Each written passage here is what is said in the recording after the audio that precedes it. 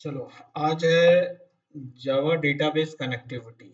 और I think इससे आप लोग अवेयर पहले से होंगे। कुछ सेक्शन जो है वो संजीव ने कवर किया होगा, जैसे माई सिक्वल इंस्टॉल कराना, ड्राइवर, कैसे डेटाबेस कनेक्शन का कुछ कोड होता है, वो थोड़ा बहुत आप लोग किए जरूर होंगे। और कुछ एसक्यूएल क्वेरी सब आप लोग लिखना जानते होंगे, वर्क बेंच पे आपको प्रैक्टिस होगी। इतना तो एज्यूम करता हूँ आप सभी तीनों को आता है। तो थोड़ा थ्योरी पार्ट में चलते हैं। डेटाबेस का जो ड्राइवर होता है, जो आप लोग जार फाइल यूज करते हो, माई सिक्वल कनेक्टर, ठीक है। तो ड्राइवर जो है मोस्टली वेंडर सब देते हैं, जिनका डेटाबेस होता है वो लोग ही देते हैं। तो इसमें भी कैटेगराइजेशन है। चार तरह के ड्राइवर हैं। टाइप वन ड्राइवर जो बहुत ओल्ड वन है, जो अब यूज नहीं होता, इसको कहते हैं जेडीबीसी ओडीबीसी ड्राइवर। ये बेसिकली माइक्रोसॉफ्ट वाले देते थे। और माइक्रोसॉफ्ट का ये था, जैसे माइक्रोसॉफ्ट का डेटाबेस है Microsoft Access, MS SQL server, उनके लिए आता था। ठीक है, उनकी जो भी डेटाबेस होती थी, फॉक्स प्रो, ये भी शायद माइक्रोसॉफ्ट का था, पता नहीं, कंफर्म नहीं हूँ। तो जो भी उनके डेटाबेस थे, वो लोग अपना खुद का ड्राइवर लिखते थे। और वो लोग कभी भी जावा यूज करके ड्राइवर नहीं बनाते थे। वो हमेशा अपनी खुद की लैंग्वेज, जो भी माइक्रोसॉफ्ट को डेवलप करने के लिए यूज करते होंगे, तो वो लैंग्वेज यूज करके जावा बनाते थे, एपीआई बनाते थे डेटाबेस कनेक्टिविटी के लिए। तो उसमें एक प्रॉब्लम आता था कि हम जैसे जावा का एप्लीकेशन बना रहे हैं, जेडीबीसी अब एपीआई लिखना है, तो हमें एक ब्रिज बनाना पड़ता था ओएस के साथ। और ब्रिज बनाने के लिए ओएस में पहले ये करते थे हम लोग, डेटा सोर्स नेम डीएसएन बनाते थे, वो जो माइक्रोसॉफ्ट वाले ड्राइवर दिए थे उसके साथ एक डीएसएन बनाते थे ओएस में, जिसको ओपन डेटाबेस कनेक्टिविटी होती है, ओडीबीसी। आप यहाँ पे भी डालोगे तो आ जाएगा, ये ओडीबीसी डेटा सोर्स, ये ओएस के साथ आता, माइक्रोसॉफ्ट के साथ। तो इस सॉफ्टवेयर को यूज करके फिर हम लोग डीएसएन बनाते थे। और ये स्टेबल करता था जावा डेटाबेस कनेक्टिविटी के लिए। तो ये डीएसएन जो डेटा सोर्स नेम यहाँ देते थे, उसको हम लोग कोड में यूज करते थे। तो यहाँ पे क्या था सबसे बड़ा प्रॉब्लम, डेटाबेस जिस सिस्टम पे भी है, आपको ये डीएसएन जाके मैनुअली बनाना पड़ेगा। फिर उसका नाम आपको अपने कोड में देना पड़ेगा। वो आप लोग देखते हो मैवन, आई थिंक आप लोग की हो चुकी है। तो मैवन से हम लोग बेसिकली जावा का एग्जीक्यूटेबल बनाते हैं, जार फाइल। और किसी को भी जार फाइल देता है, पूरे जावा वर्ल्ड में जार या वॉर यही दिया जाता है, एग्जीक्यूटेबल फॉर्मेट। तो जब जार वॉर बना के हम किसी को प्रोवाइड कर रहे हैं, तो ये चीज चेंज करना, डीएसएन नेम ये सब चेंज करो, ये सारी चीजें, ये एज पर क्लाइंट हमेशा चेंज करना पड़ता था। प्लस ये भी था कि ये जावा का कोड यूज करके ड्राइवर नहीं लिखते थे, तो कॉम्पेटिबिलिटी इशू आती थी, परफॉर्मेंस इशू भी आएगी, क्योंकि जावा जहाँ नहीं है वहाँ पे कन्वर्जन बहुत होगा इंटरनल। तो ये टाइप वन ड्राइवर कभी भी बेनिफिशियल नहीं हुआ। ठीक है। तो इसके प्रॉस एंड कॉन्स हैं। प्रॉस तो मुझे उतना समझ में नहीं आता, लेकिन इसका कॉन सबसे ज़्यादा है कि हर सिस हर सिस्टम पे जाके पहले डीएसएन बनाओ, फिर उसके बाद उस डीएसएन को डेटाबेस अपने कोड में कॉन्फ़िगर करो, तब ये कनेक्टिविटी बनती थी, और माइक्रोसॉफ्ट के साथ ही बन पाता था। और दूसरा, परफॉर्मेंस भी लैक होता था, क्योंकि जावा की ये एपीआई ड्राइवर जो है जावा यूज़ नहीं करता था। तो जहाँ जावा वर्ल्ड जावा से कम्युनिकेट नहीं होगी, तो वहाँ तो परफॉर्मेंस की इशू आएगी। तीसरा आपका ये भी है, नेटिव कोड लिखना, मतलब नेटिव एपीआई यूज कर रहे हैं ये ड्राइवर बनाने के लिए, अदर देन जावा हम जब यूज कर रहे हैं, तो हमें नेटिव कनेक्टिविटी, जावा को नेटिव कनेक्टिविटी कॉल करना पड़ता था, जिसकी वजह से और लैकनेस आती थी। तो टाइप वन ड्राइवर कभी भी प्रीफर नहीं किया जाता। समझ में आया? करके नहीं देखना, बस थोड़ा नॉलेज के लिए आप लोग को ये चाहिए इन्फॉर्मेशन। ठीक है। टाइप 2 ड्राइवर हम लोग कहते हैं थिक या नेटिव और पार्शियल जावा ड्राइवर। इसमें अदर देन माइक्रोसॉफ्ट बाकी कंपनीज भी जो हैं वो भी अपना नेटिव एपीआई में अपने लैंग्वेज के अकॉर्डिंग ड्राइवर बनाने लगी। तो कुछ पार्ट जेडीबीसी में होता था, कुछ नेटिव में। यहाँ भी वही सेम प्रॉब्लम, बट यहाँ ये एक चीज़ का अच्छा था कि डीएसएन नहीं बनाना पड़ता था, आप डायरेक्ट यूआरएल कनेक्टिविटी के थ्रू कर सकते थे। बट परफॉर्मेंस इशू और जेएनआई कॉल जो नेटिव एपीआई कॉल करना ही पड़ता था, क्योंकि पार्शियल जावा का पार्ट लिखा होता था और पार्शियल जो ड्राइवर दे रहे हैं जो डेटाबेस वाले, वो लोग नेटिव लैंग्वेज यूज करके करते थे। तो ये टाइप 2 ड्राइवर होता था। तो इसमें भी कौन सबसे ज़्यादा, बस एडवांटेज एक ही था कि डीएसएन अलग से नहीं बनाना पड़ेगा। टाइप 3 ड्राइवर ये कंप्लीटली जावा में लिखा जाता था। जो भी वेंडर है, मतलब डेटाबेस वाले वेंडर, मेरे कहने का मतलब ओरेकल हुआ, माईएसक्यूएल हुआ, पोस्टग्रेस है, जो भी इसके ओनर है वो वेंडर हुए। तो वो लोग कंप्लीटली ये ड्राइवर टाइप 3 ड्राइवर बनाते थे, तो इसके लिए जावा में ही लिख के दिया है। और जावा का इंटरफेस जो आप लोग यूज करते हो, स्टेटमेंट, प्रिपेयर्ड स्टेटमेंट, वो सब यूज करके हम लोग इसको कनेक्टिविटी कर सकते थे, करते भी है।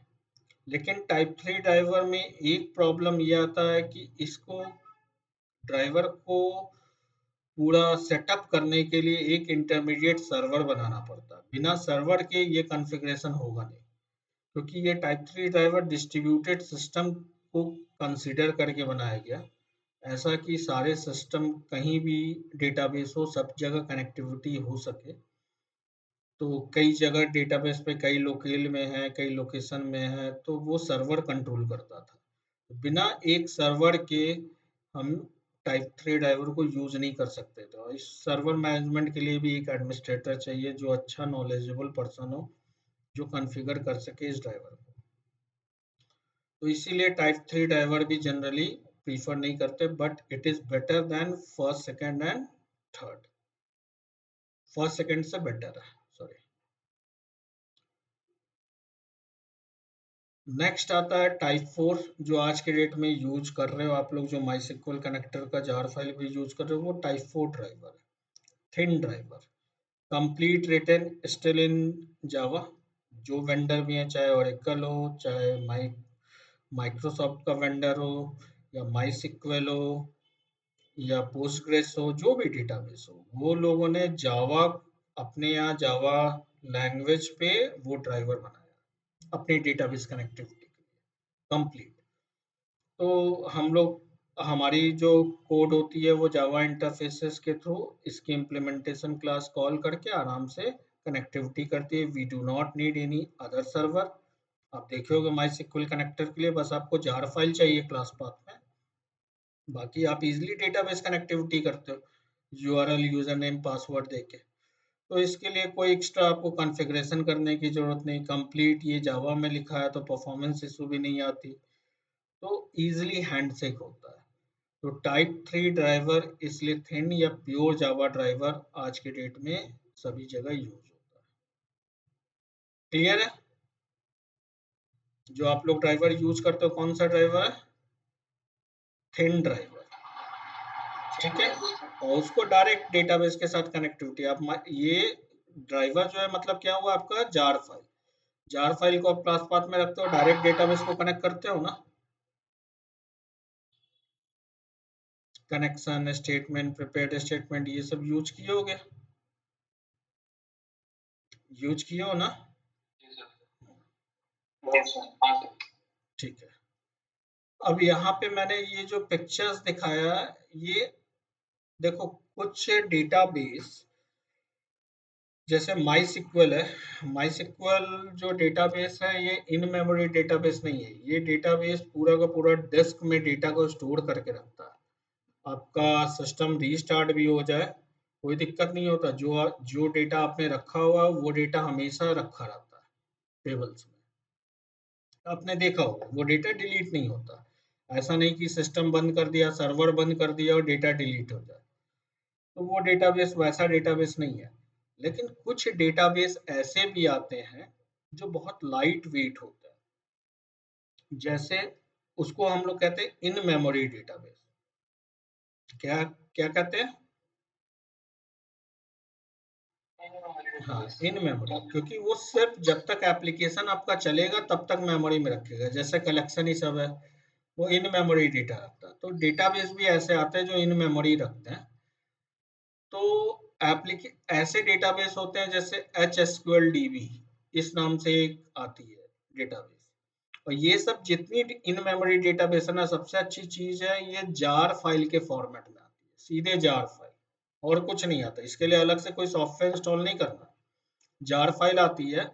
और इसका खुद का इक्लिप्स में टूल देता है, और अलग से भी टूल आता है, जैसे आप व्यू कर सको, जैसे माई सिक्वल वर्कबेंच है, ये फ्रंट एंड टूल है माई सिक्वल के लिए। माई सिक्वल तो इंस्टॉल अलग हुआ है, और ये वर्कबेंच है जो माई सिक्वल को बता रहा है कि इतने सारे डेटाबेस है, इतने टेबल है, हमें हेल्प कर रहा है समझने में। तो उसी तरह इन डेटाबेस के लिए भी कुछ टूल सब आते हैं जो हमें बताता है टेबल्स क्या है, कॉलम क्या है, वो सब इजीली देख सकते हैं। टूल सब आते हैं मार्केट में। तो ये in memory database HSQL DB हो गया, और और भी कुछ डेटाबेस का नाम मुझे इस समय याद नहीं आ रहा है। H2 डेटाबेस है, H2 बहुत पॉपुलर है इन मेमोरी के लिए। और भी है जो जावा के साथ बाय डिफॉल्ट एक डेटाबेस आता है, डरबी। जावा जब इंस्टॉल करते हो ना, उसमें डरबी नाम का जार फाइल आता है, तो वो डेटाबेस की तरह एक्ट करता है। उसको भी अपने क्लास एप्लीकेशन के क्लास पाथ में रख के और यूज कर सकते हो डेटाबेस कनेक्टिविटी के लिए। लेकिन इन सभी डेटाबेस का लिमिटेशन ये है, जब तक आपका सर्वर चल रहा है, मतलब टॉमकैट सर्वर चल रहा है, तब तक डेटाबेस डेटा रहेगा, जैसे ही बंद, डेटा लॉस्ट। ठीक है।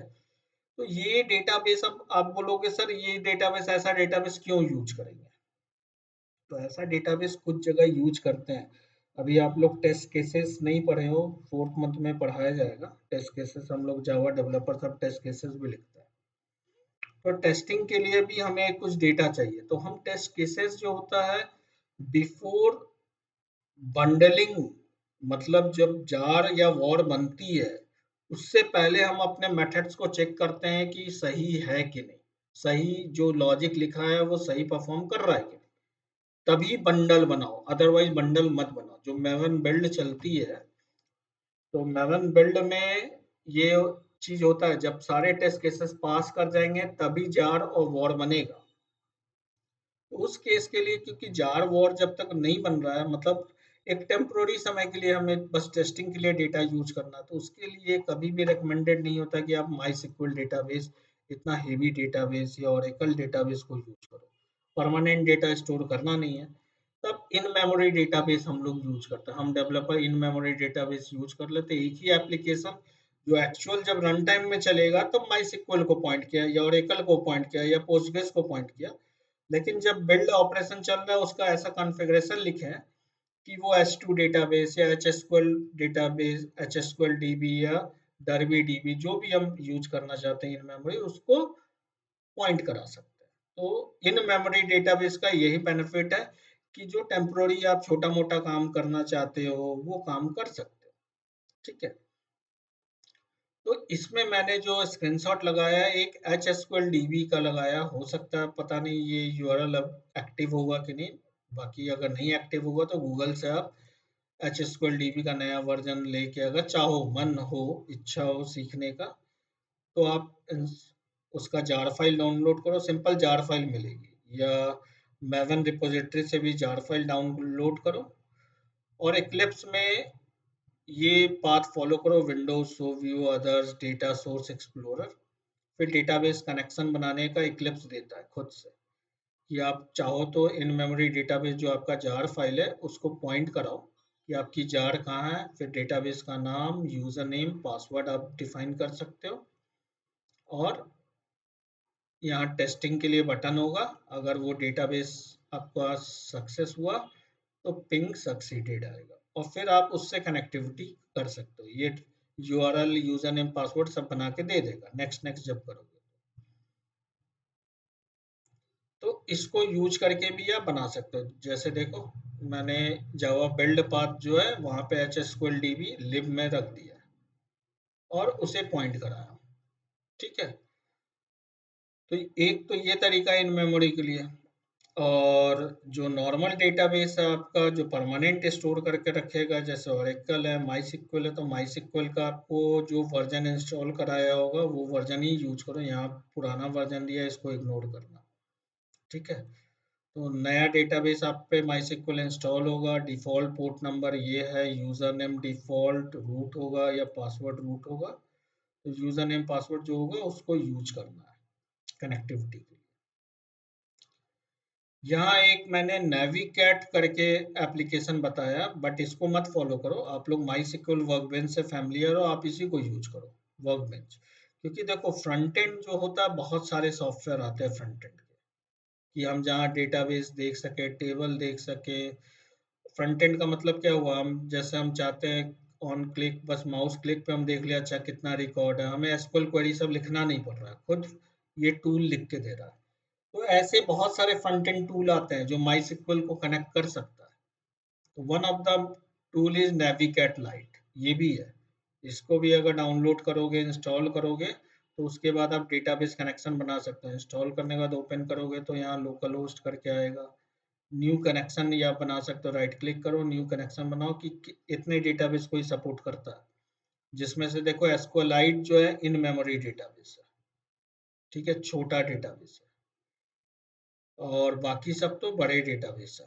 तो जो भी इंस्टॉल करो, उससे नया कनेक्शन माई सिक्वल बना सकते हो और टेस्ट करके देख सकते हो कनेक्शन सक्सेस हुआ कि नहीं। जैसे वर्कबेंच में आप लोग को बताया गया होगा ऑलरेडी, जब काम कर रहे हो वर्कबेंच में, तो यहाँ बताया गया होगा ना कि स्टार्टिंग में वर्कबेंच में नया कनेक्शन बनाना है, तो जाओ कनेक्शन का नाम दो, जिस आईपी पे हमारा ये डेटाबेस है, डिफॉल्ट आईपी हमारा लोकल होस्ट का यही होता है, user name password port number दो, टेस्ट करके देख लो। अगर भाई ये सही होगा तो टेस्ट कनेक्शन सक्सेस आएगा। यहाँ रूट दे दिया, ठीक है, सक्सेस आया, यानी ये कनेक्शन सही है। तो आप कनेक्टिविटी पहले आपको बनाना पड़ता है, तो मेरे में पहले से बना हुआ एक, तो मैं एक यूज कर रहा हूँ। तो इसका ये बेनिफिट भी है इन सब फ्रंट एंड का। कल को डेटाबेस आपका हो सकता है जब आप प्रोजेक्ट पे काम करोगे तो ऐसी आईपी पे होगा जो सिर्फ आईपी एक्सेसिबल है, मतलब क्लाइंट ने आपको सिर्फ बोला है कि भैया लो ये आईपी एड्रेस और पोर्ट नंबर, तुम अपने फ्रंट एंड के थ्रू यूज करो। तो आप फ्रंट एंड के थ्रू यूज कर सकते हो, तो जरूरी नहीं कि माई सिक्वल आप ही के सिस्टम पे हो। माई सिक्वल का डेटाबेस क्लाइंट के मशीन पे हो, आप सिर्फ फ्रंट एंड वर्कबेंच इंस्टॉल करके और उनकी डेटाबेस एक्सेस कर ली। ठीक है, अल्टीमेटली तो यूआरएल, यूजर नेम, पासवर्ड, यही तीन चीज चाहिए, जो ये बना के दे ही देता है। तो कनेक्शन हो गया। तो कनेक्शन बनने के बाद एक सबसे पहले डेटाबेस बनाना पड़ता है, क्योंकि इतने सारे डेटाबेस है। देखो मेरे सिस्टम में इतने एन नंबर ऑफ डेटाबेस हैं, तो वन ऑफ द डेटाबेस अगर आपको सिंपल बनाना है, राइट क्लिक करो और क्रिएट स्कीमा, स्कीमा बनाना पड़ता है, जिसको स्कीमा कहते हैं। These are the schema. एक स्कीमा के अंदर ही आपकी सारी tables, stored procedure, functions, views, सारी चीजें रहेंगी। तो जो प्रोजेक्ट बना रहे हो उसके लिए एक स्कीमा बना दिए कि भाई ये प्रोजेक्ट इस स्कीमा से रिलेटेड है। ठीक है, नया स्कीमा आप बना सकते हो जब चाहो तो यही मैंने न्यू डेटाबेस यहाँ लिखा है। और माई सिक्वल कनेक्टर आपने जावा पाथ में, क्लास पाथ में रखना है अपने प्रोजेक्ट में, वो हमेशा रखोगे। ठीक है, तो ये बेसिक सेटअप है, ये इतना करना ही करना पड़ता है। अब आप लोग डेटाबेस कनेक्टिविटी की होगा तो स्टेप्स यही मोस्टली फॉलो करते हो, class dot for name, driver और नया इंस्टेंस। अगर ड्राइवर पहले हमें लोड करना पड़ता है, इस माई सिक्वल कनेक्टर में एक ऐसी क्लास होती है जो ड्राइवर की क्लास होती है हमेशा। तो वो पाथ यहाँ देना पड़ता है उस क्लास के नेम के साथ। तो उस क्लास को लोड करता है मेमोरी में। तो जनरली जावा 7 ऑनवर्ड ड्राइवर देना ऑप्शनल हो गया है, क्योंकि अपने आप जावा जो है क्लास पाथ में रखोगे, जैसे ही ये कनेक्टर को, वो अपने आप ड्राइवर को लोड कर लेता है खुद ही जावा। तो ये लाइन ऑप्शनल है। अब डेटाबेस कनेक्टिविटी करनी है, क्योंकि दो पार्टी है, एक जावा है, एक डेटाबेस है, तो दोनों के बीच कनेक्टिविटी स्टेब्लिश करनी है। तो हमें यूआरएल पता होना चाहिए। तो यूआरएल के साथ डीबी और यूजर नेम पासवर्ड आप लोग देते होंगे। तो सबसे पहले हम डेटाबेस कनेक्शन गेट करते हैं। ये जो लेफ्ट साइड आप देख रहे हो, ये सारे इंटरफेसेस है, और इसकी एक्चुअल इम्प्लीमेंटेशन ये माइस्क्ल कनेक्टर में। ठीक है, तो वही है, ये पेरेंट बन के चाइल्ड की अपनी चीजें रेफरेंस स्टोर कर लेता है। तो दो तरीके से बना सकते हैं कनेक्शन। एक तो ड्राइवर मैनेजर को यूज करके, dot get connection, driver manager class Java का है, उसमें गेट कनेक्शन मेथड में URL plus DB user name password pass करो, तब भी कनेक्शन मिल जाएगा डेटाबेस कनेक्शन के लिए। और नहीं तो एक डेटा सोर्स क्लास जावा का आता है, उससे भी कनेक्शन गेट कर सकते हैं। तो इसमें भी अगर गेट करते हैं तो यूआरएल यूजर नेम पासवर्ड बाद में सेट कराते हैं डेटा सोर्स में, बिना सेट कराए नहीं मिलेगा। तो यूआरएल डीबी और यूजर नेम पासवर्ड तो देना जरूरी है, चाहे डेटा सोर्स यूज करो या ड्राइवर मैनेजर। दोनों में डिफरेंस है, दोनों में क्या डिफरेंस है वो समझना जरूरी है आप लोग के लिए। और उसको समझने के लिए एक टर्म आता है, इंडस्ट्री में हर प्रोजेक्ट में यूज करते हैं, कनेक्शन पूलिंग। ठीक है, तो देखो ये कनेक्शन पूलिंग क्यों यूज करते हैं ये समझना थोड़ा जरूरी है आप लोग को। तो मैं पिक्चर के पिक्टोरियल वे में समझाता हूँ, समझो। जैसे ये आपने कोई सॉफ्टवेयर बनाया जावा में, ठीक है, और यहाँ आपका डेटाबेस है। ठीक, कई सारे हजारों हिट्स होते हैं, हर हिट में कोई सेलेक्ट क्वेरी होगा, इंसर्ट क्वेरी होगा, अपडेट क्वेरी होगा, कुछ भी हो रहा होगा। हर बार हमें एक नया डेटाबेस का कनेक्शन जाके बनाना, हर बार। जब तक कनेक्शन नहीं बनेगा इस डेटाबेस के साथ, तब तक हम काम नहीं कर सकते। तो एक जब ये कनेक्शन बनता है उस समय प्रॉब्लम क्या आती है, ये driver manager dot get connection करो या data source dot get connection, other than Java world से आप कम्युनिकेट कर रहे हो। और जैसे ही अदर देन जावा वर्ल्ड से कम्युनिकेट करते हो समय लग जाता है, थोड़ा समय लगता है। तो वो कुछ फ्रैक्शन ऑफ सेकंड लेता है, 3-4 सेकंड ले लेगा। तो सोचो एक कनेक्शन बनाने में वो 3-4 सेकंड लगा देता है। उसके बाद कनेक्शन जब एक स्टेबल हो जाता है डेटाबेस के साथ, तब हमारी क्वेरी उसके बाद एग्जीक्यूट करती है डेटाबेस साइड में। ठीक है, सेकंड स्टेप में। तो ये कनेक्शन बनाना और इसको क्लोज करना, फिर काम करने के बाद इसको क्लोज भी करते हैं, क्योंकि ये एक्सटर्नल वर्ल्ड के साथ हो रहा है। देखे होगे कौन डॉट क्लोज करते हैं हम लोग फाइनली में। तो कनेक्शन बनाओ क्लोज करो, बनाओ क्लोज करो, बनाओ क्लोज करो, ये बहुत पेनफुल काम है। तो क्या करते हैं हम लोग प्रोजेक्ट में, एक आजकल सिस्टम रखे हैं कि एक एरिया ऐसा रखते हैं जहां हमें लगता है कि हमारे सिस्टम में कि 100 डेटाबेस कनेक्शन के लिए हम एक रख दिए लिख के कि ये 100 हमें डेटाबेस कनेक्शन मैक्सिमम चाहिए, मैक्सिमम लिमिट दी है कि हमारे सॉफ्टवेयर को सपोर्ट करने के लिए 100 डेटाबेस कनेक्शन काफ़ी है।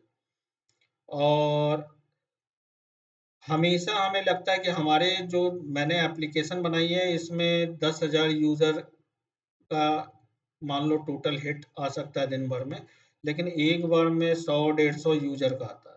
तो उसके लिए लगता है कि 10 कनेक्शन काफ़ी है, 10 कनेक्शन हैंडल कर लेगा। और फिर लगता है कुछ कनेक्शन को हम आइडल भी बना के रखें कि भाई कनेक्शन बने रहे लेकिन आइडल स्टेट में रहे। तो आइडल स्टेट में जो कनेक्शन होता है उसको फेच करना इंस्टेड ऑफ न्यू कनेक्शन बनाने से ज़्यादा आसान है। तो ये हमने नहीं बोला कि नया कनेक्शन मत बनाओ। अगर बहुत सारी रिक्वेस्ट आ गई एक साथ, मान लो आपके एप्लीकेशन में, और ये 10 कनेक्शन भी कंज्यूम हो गया, 20 कनेक्शन भी कंज्यूम हो गया, उस समय तो नया कनेक्शन बनेगा, उसमें टाइम लगेगा। लेकिन ये 10 कनेक्शन मोस्टली मान लो 6 महीना में मोस्टली एक आध बार ऐसा सिनेरियो आता है जब आपको वैसा स्टेट आता है, लेकिन बाकी समय ये 10 कनेक्शन या 20 कनेक्शन आराम से संभाल लेता है। तो ये जो कॉन्सेप्ट हम लोग इम्प्लीमेंट करते हैं इसको कहते हैं कनेक्शन पूलिंग। क्या कहते हैं इस कॉन्सेप्ट को? Connection pooling. कनेक्शन को पहले से जब भी मेरा सर्वर जैसे टॉमकैट सर्वर अप हो रहा है तो हमने बोला कुछ कॉन्फ़िगरेशन लिखते हैं। स्प्रिंग में भी आपको बताया जाएगा जब जेडीबीसी पढ़ाएंगे या ओआरएम। तो स्प्रिंग की कॉन्फ़िगरेशन क्या करती है, हम डेटाबेस को बोलते हैं कि भाई मेरे पास पहले ही से पूल में इतने कनेक्शन एक्टिव रहो, हमेशा एक्टिव रहो, इतने कनेक्शन आइडल रहो, बाकी मैक्सिमम कनेक्शन इतना ही होगा। वेटिंग टाइम देते हैं हर कनेक्शन का कि अगर बहुत ज़्यादा लोड आ गया तो कितना वेट करें, यूज़र नेम पासवर्ड सारी कॉन्फ़िगरेशन देते हैं। तो ये किस लिए देते हैं, जब मेरा सर्वर स्टार्ट होगा सर्वर रीड करता है इस पूरे को, सर्वर ही मैनेज करता है कनेक्शन को। तो अब क्या होता है कि हम कनेक्शन नया जो बना रहे थे, जब भी रिक्वेस्ट आई हम क्या करते हैं सीधे पूल से मांगते हैं भैया कनेक्शन दो, और कनेक्शन जब खत्म होता है तो हम पूल को ही रिटर्न करते हैं। तो इससे क्या हुआ, हमारा काम जो 2-3 सेकंड यहाँ लग रहा था फ्रैक्शन ऑफ नैनो सेकंड में काम हो रहा है। समझ में आ रहा है इसका कनेक्शन पूलिंग का बेनिफिट? जो एक स्टेटमेंट को मान लो रन करने में स्क्रीन पे अगर तुमको क्या अच्छा लगेगा, अगर जीमेल खुले 1-1 मिनट ले ले, अच्छा लगेगा? डेटाबेस कनेक्शन ही वो बनाएगा, फिर उसके बाद क्वेरी फेच करेगा, डेटा को आइट्रेट करेगा, तब लाके दिखाएगा। नेटवर्क पे भी आने जाने में समय लगता है। तो जिस चीज को हम ऑप्टिमाइज कर सकते हैं वो करें। तो ये एक कॉन्सेप्ट हम लोग हर प्रोजेक्ट में बनाते हैं कि डेटाबेस का कनेक्शन पूल बना ले। ठीक है, तो वो एनालिसिस किया जाता है कितना पूल का साइज रखना चाहिए, कितना मैक्सिमम एक्टिव रहेगा, कितना मिनिमम आइडल रहेगा, और कितना वेटिंग टाइम रहेगा, क्या यूजर नेम है, क्या पासवर्ड है, क्या यूआरएल है, ये सब कॉन्फ़िगरेशन फाइल में लिखते हैं। और सर्वर जब स्टार्ट होता है स्प्रिंग आप यूज करोगे तो वाया स्प्रिंग वो रीड करके पूरा पूल बना लेता है। तो आप लोग सुनोगे अभी आगे चल के स्प्रिंग में हिकारी कनेक्शन पूल, हिकारी का मैनेजमेंट होता है कनेक्शन। हिकारी जो है वो कनेक्शन पूल मैनेज करता है स्प्रिंग में। और भी कई टूल है, C3PO है, बहुत सारे थर्ड पार्टी जार आती है। तो जो स्प्रिंग बेस्ट जो बाय डिफॉल्ट सपोर्ट करता है वो हिकारी के साथ बहुत अच्छा सपोर्ट करता है। तो हम लोग कनेक्शन पूल का कॉन्सेप्ट यूज करते हैं। तो मैंने इसलिए इस टर्म को यूज किया कनेक्शन पूल। कनेक्शन पूल से जो कनेक्शन को गेट करना है वो डेटा सोर्स ही गेट कर सकता है, वो ड्राइवर मैनेजर गेट नहीं कर सकता। ये डिफरेंस है। कनेक्शन पूल से डेटाबेस लेना और उसको रिटर्न करना सिर्फ डेटा सोर्स के थ्रू कर सकते हो। ड्राइवर मैनेजर यूज करोगे तो यहाँ नया कनेक्शन बनेगा ही बनेगा, ये पूल से नहीं गेट करेगा। क्लियर हुआ दोनों में डिफरेंस? ठीक है, ये जानना जरूरी है। तो ड्राइवर मैनेजर हम लोग अर्लियर जो जो कॉलेज लेवल प्रोग्राम करते हो उसमें ठीक है, आगे प्रोजेक्ट लेवल प्रोग्राम में डेटा सोर्स ही यूज करेंगे। ठीक है, और दोनों ही कनेक्शन देता है। तो पहला काम होता है हमें कनेक्शन गेट करना, जो हैंडशेक एक चैनल बनाता है डेटाबेस के साथ। फिर हम जो एसक्यूएल क्वेरी अपना जो भी एग्जीक्यूट कराना चाहते हैं वो प्रिपेयर करते हैं, स्टेटमेंट या प्रिपेयर स्टेटमेंट जो भी है, और रिजल्ट को ये जाके डेटाबेस साइड एग्जीक्यूट करता है, और फिर रिजल्ट आती है उसको हम प्रोसेस करके कनेक्शन को क्लोज करते हैं। यही जनरल स्टेप्स है। ठीक है, तो अब एक चीज आप देखोगे, चलो प्रिपेयर्ड स्टेटमेंट बताऊंगा तो बताऊंगा उस समय, धीरे धीरे चलता हूँ। इतना समझ में आया steps to create database connection? This part is optional. Connection get करने के लिए दो चीजें हैं, ड्राइवर मैनेजर या data source. Which one we should use and why we should use, ये समझ में आ गया। बाकी तो फिर आपकी मर्जी, स्टेटमेंट प्रिपेयर्ड स्टेटमेंट या रिजल्ट को एग्जीक्यूट करो और कनेक्शन को क्लोज करो।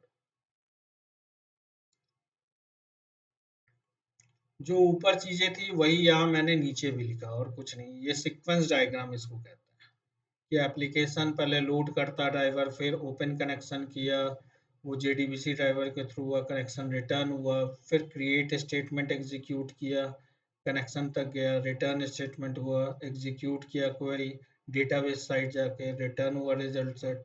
तो वही चीज सीक्वेंस डायग्राम में दिखाया गया। और ये सीक्वेंस डायग्राम बनाने के लिए भी टूल सब आती है मार्केट में। सीक्वेंस डायग्राम कैसे बनाए तो वो इजीली बनता है, इस तरह बना सकता है।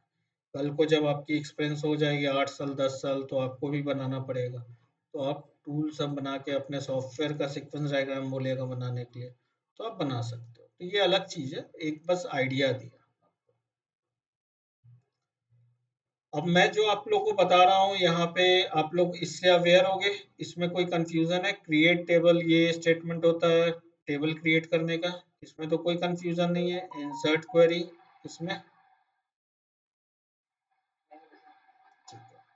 तो एक टेबल बनाया हूँ एम्प्लॉय और उसी टेबल से लेके थोड़ा बेसिक एग्जांपल सब देखूंगा। जीपीएस डीबी करके बनाया हूँ, एम्प्लॉय डेटाबेस है, टेबल क्रिएट हो गया। आप लोगों को पता ही होगा एज इट इज, या पूरा एसक्यूएल क्वेरी लिख दो और एग्जीक्यूट कर दो, बन जाती है। और नहीं तो यहाँ पे भी राइट क्लिक करके क्रिएट टेबल ये सब कर सकते हो, वो सब आपको पता होगा already, ठीक है। जो डेटाबेस का यूआरएल होता है, जो मेजर पार्ट होता है हमारे डेटाबेस कनेक्शन के लिए, सॉरी, तो माई सिक्वल डेटाबेस कनेक्टिविटी करोगे तो ये यूआरएल बनता है जहां हम लोग डेटाबेस का नाम देते हैं। होस्ट नेम लोकल होस्ट होगा, अगर ओरेकल होगा तो वहां पे होस्ट नेम, उसका port number plus database name, ठीक है, इंस्टेंस नेम होता है ये। DB2 के लिए अलग यूआरएल बनता है, साइबेस के लिए अलग यूआरएल बनता है, ये सब मिल जाता है नेट पे। तो अब एक जनरल रीड डेटा का देखते हैं एग्जांपल। अगर हम रीड करना चाहते हैं जावा में तो आई थिंक आप लोग कर ही चुके हो, फिर भी एक छोटा सा एग्जांपल देखते हैं, ठीक है। तो देखो मैंने कनेक्शन बनाने के लिए ये एक इनम यूज किया है। इनम अभी तक आप लोग को पढ़ाया हो कि नहीं, पहले ये बताओ।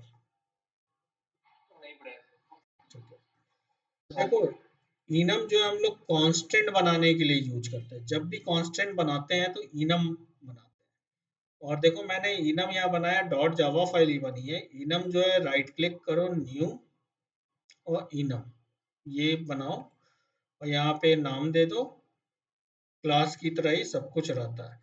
लेकिन यहाँ कांस्टेंट बना रहे हैं, कांस्टेंट जो है मतलब ये की है ये वैल्यू है, ठीक है। अब जरूरी नहीं कि एक ही पैरामीटर, आप मल्टीपल पैरामीटर बना सकते हो। जरूरी नहीं कि स्ट्रिंग टाइप का ही आपका कांस्टेंट हो, इंटीजर भी हो सकता है, फ्लोट भी हो सकता है। तो जितने तरह से आप बनाना चाहते हो, ये हमारा कांस्टेंट हो गया।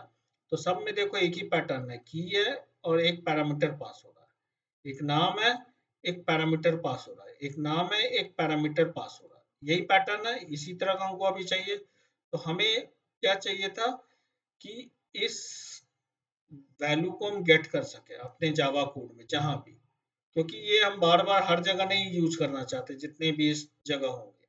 कल को अगर चेंज करना होगा तो हम सिंगल प्लेस पे चेंज करें। तो हमने कांस्टेंट बना दिया, ये फिक्स हो गया।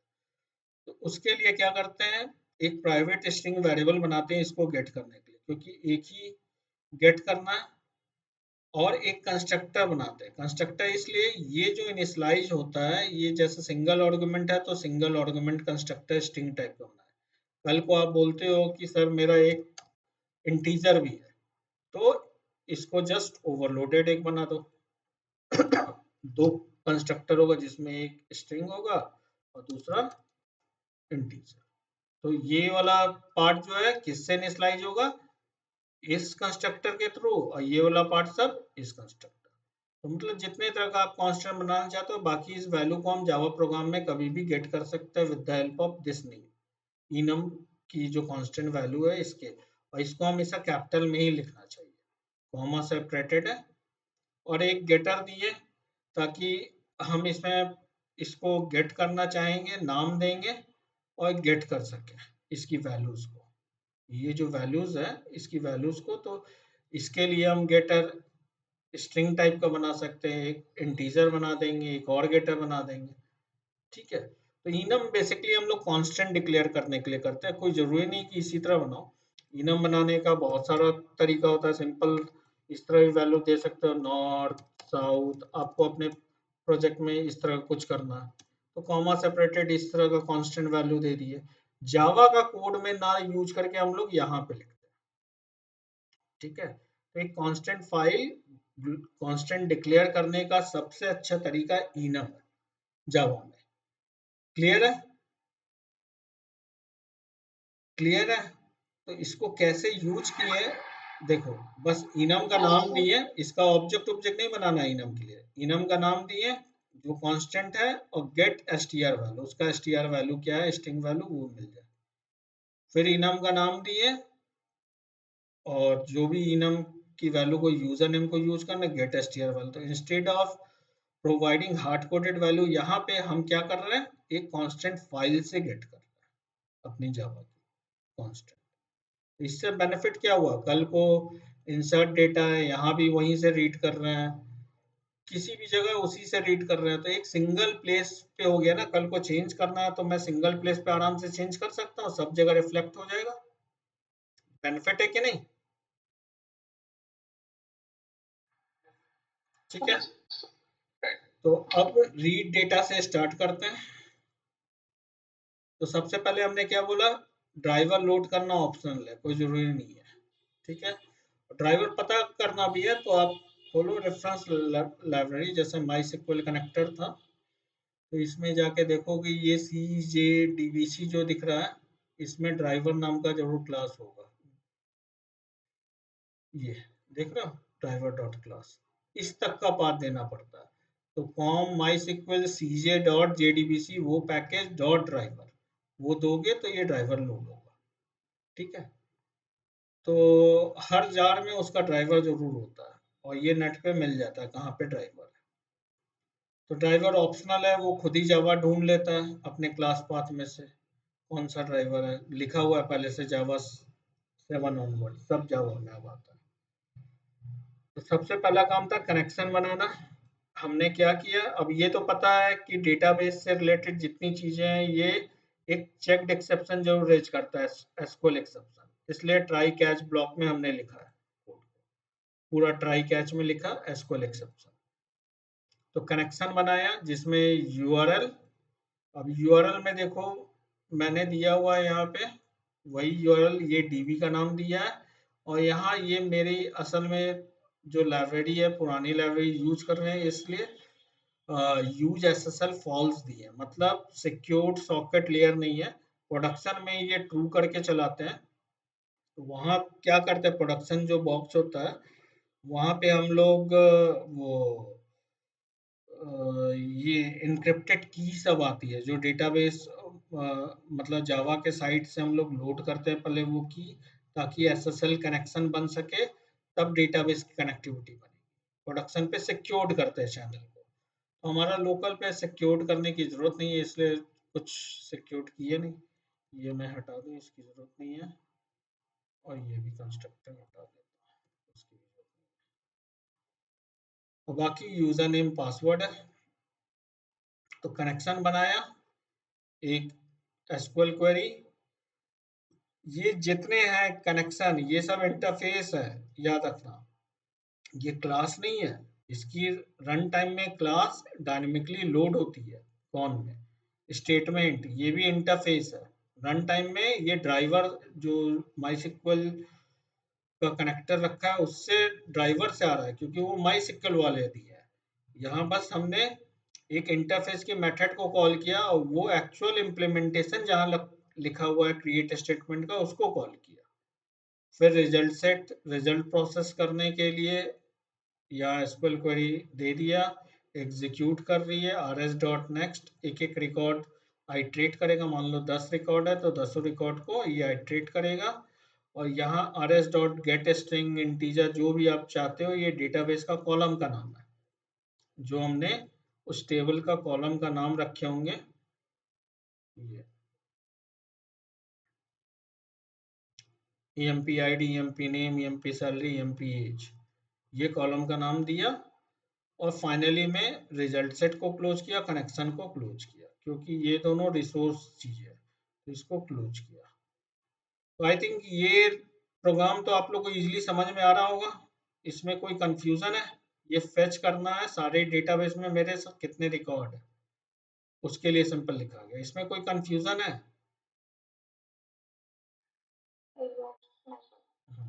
ये सब तो आप लोग कर चुके हो आई थिंक। उसी तरह प्रिपेयर्ड स्टेटमेंट। अब जो थ्योरी पार्ट है वो मैं जो बताऊंगा।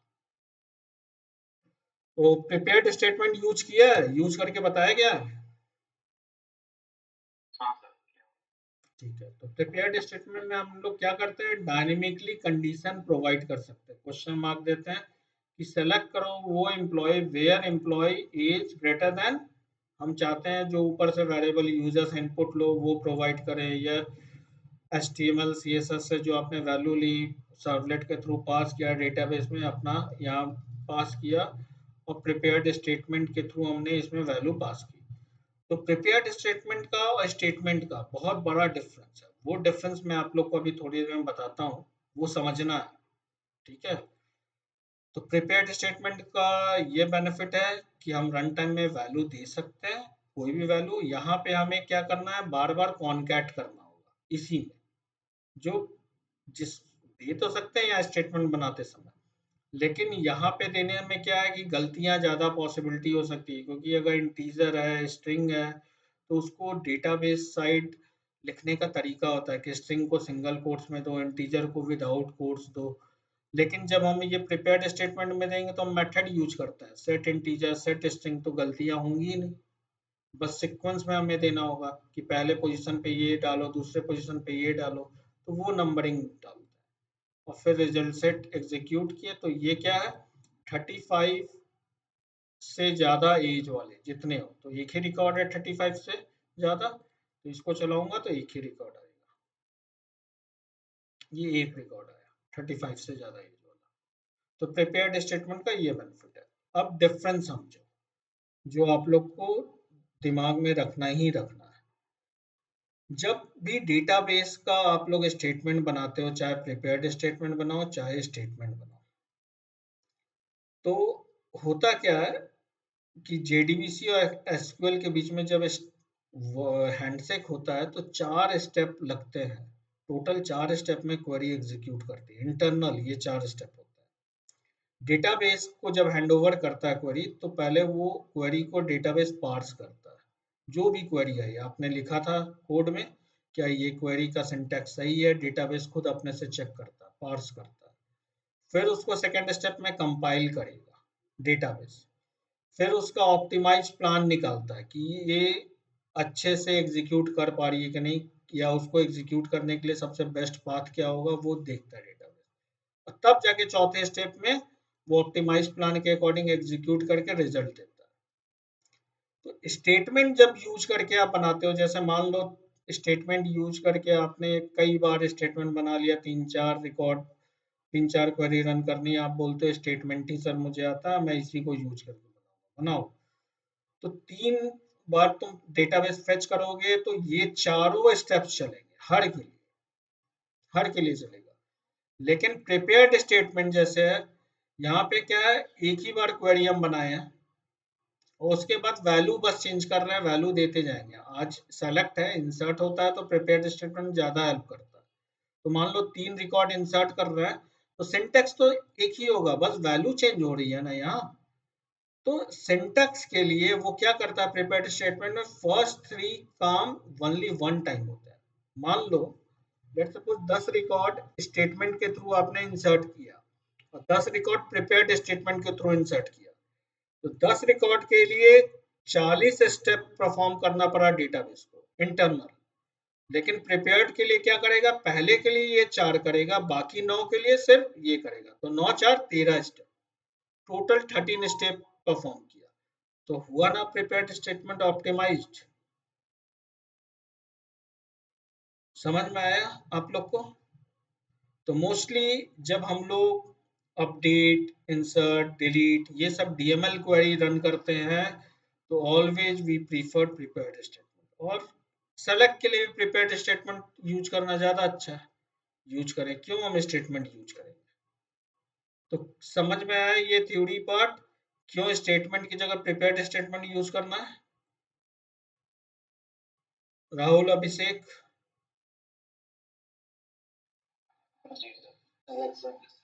ठीक। अब डेटा सोर्स से कैसे करते हैं वो देख लो कोड। अभी तक तो ड्राइवर मैनेजर था,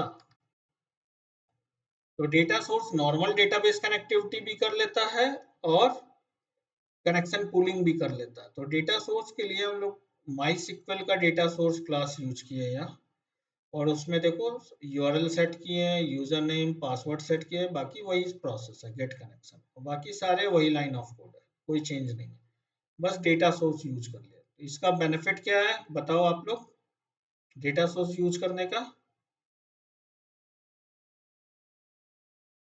बेनिफिट क्या होगा?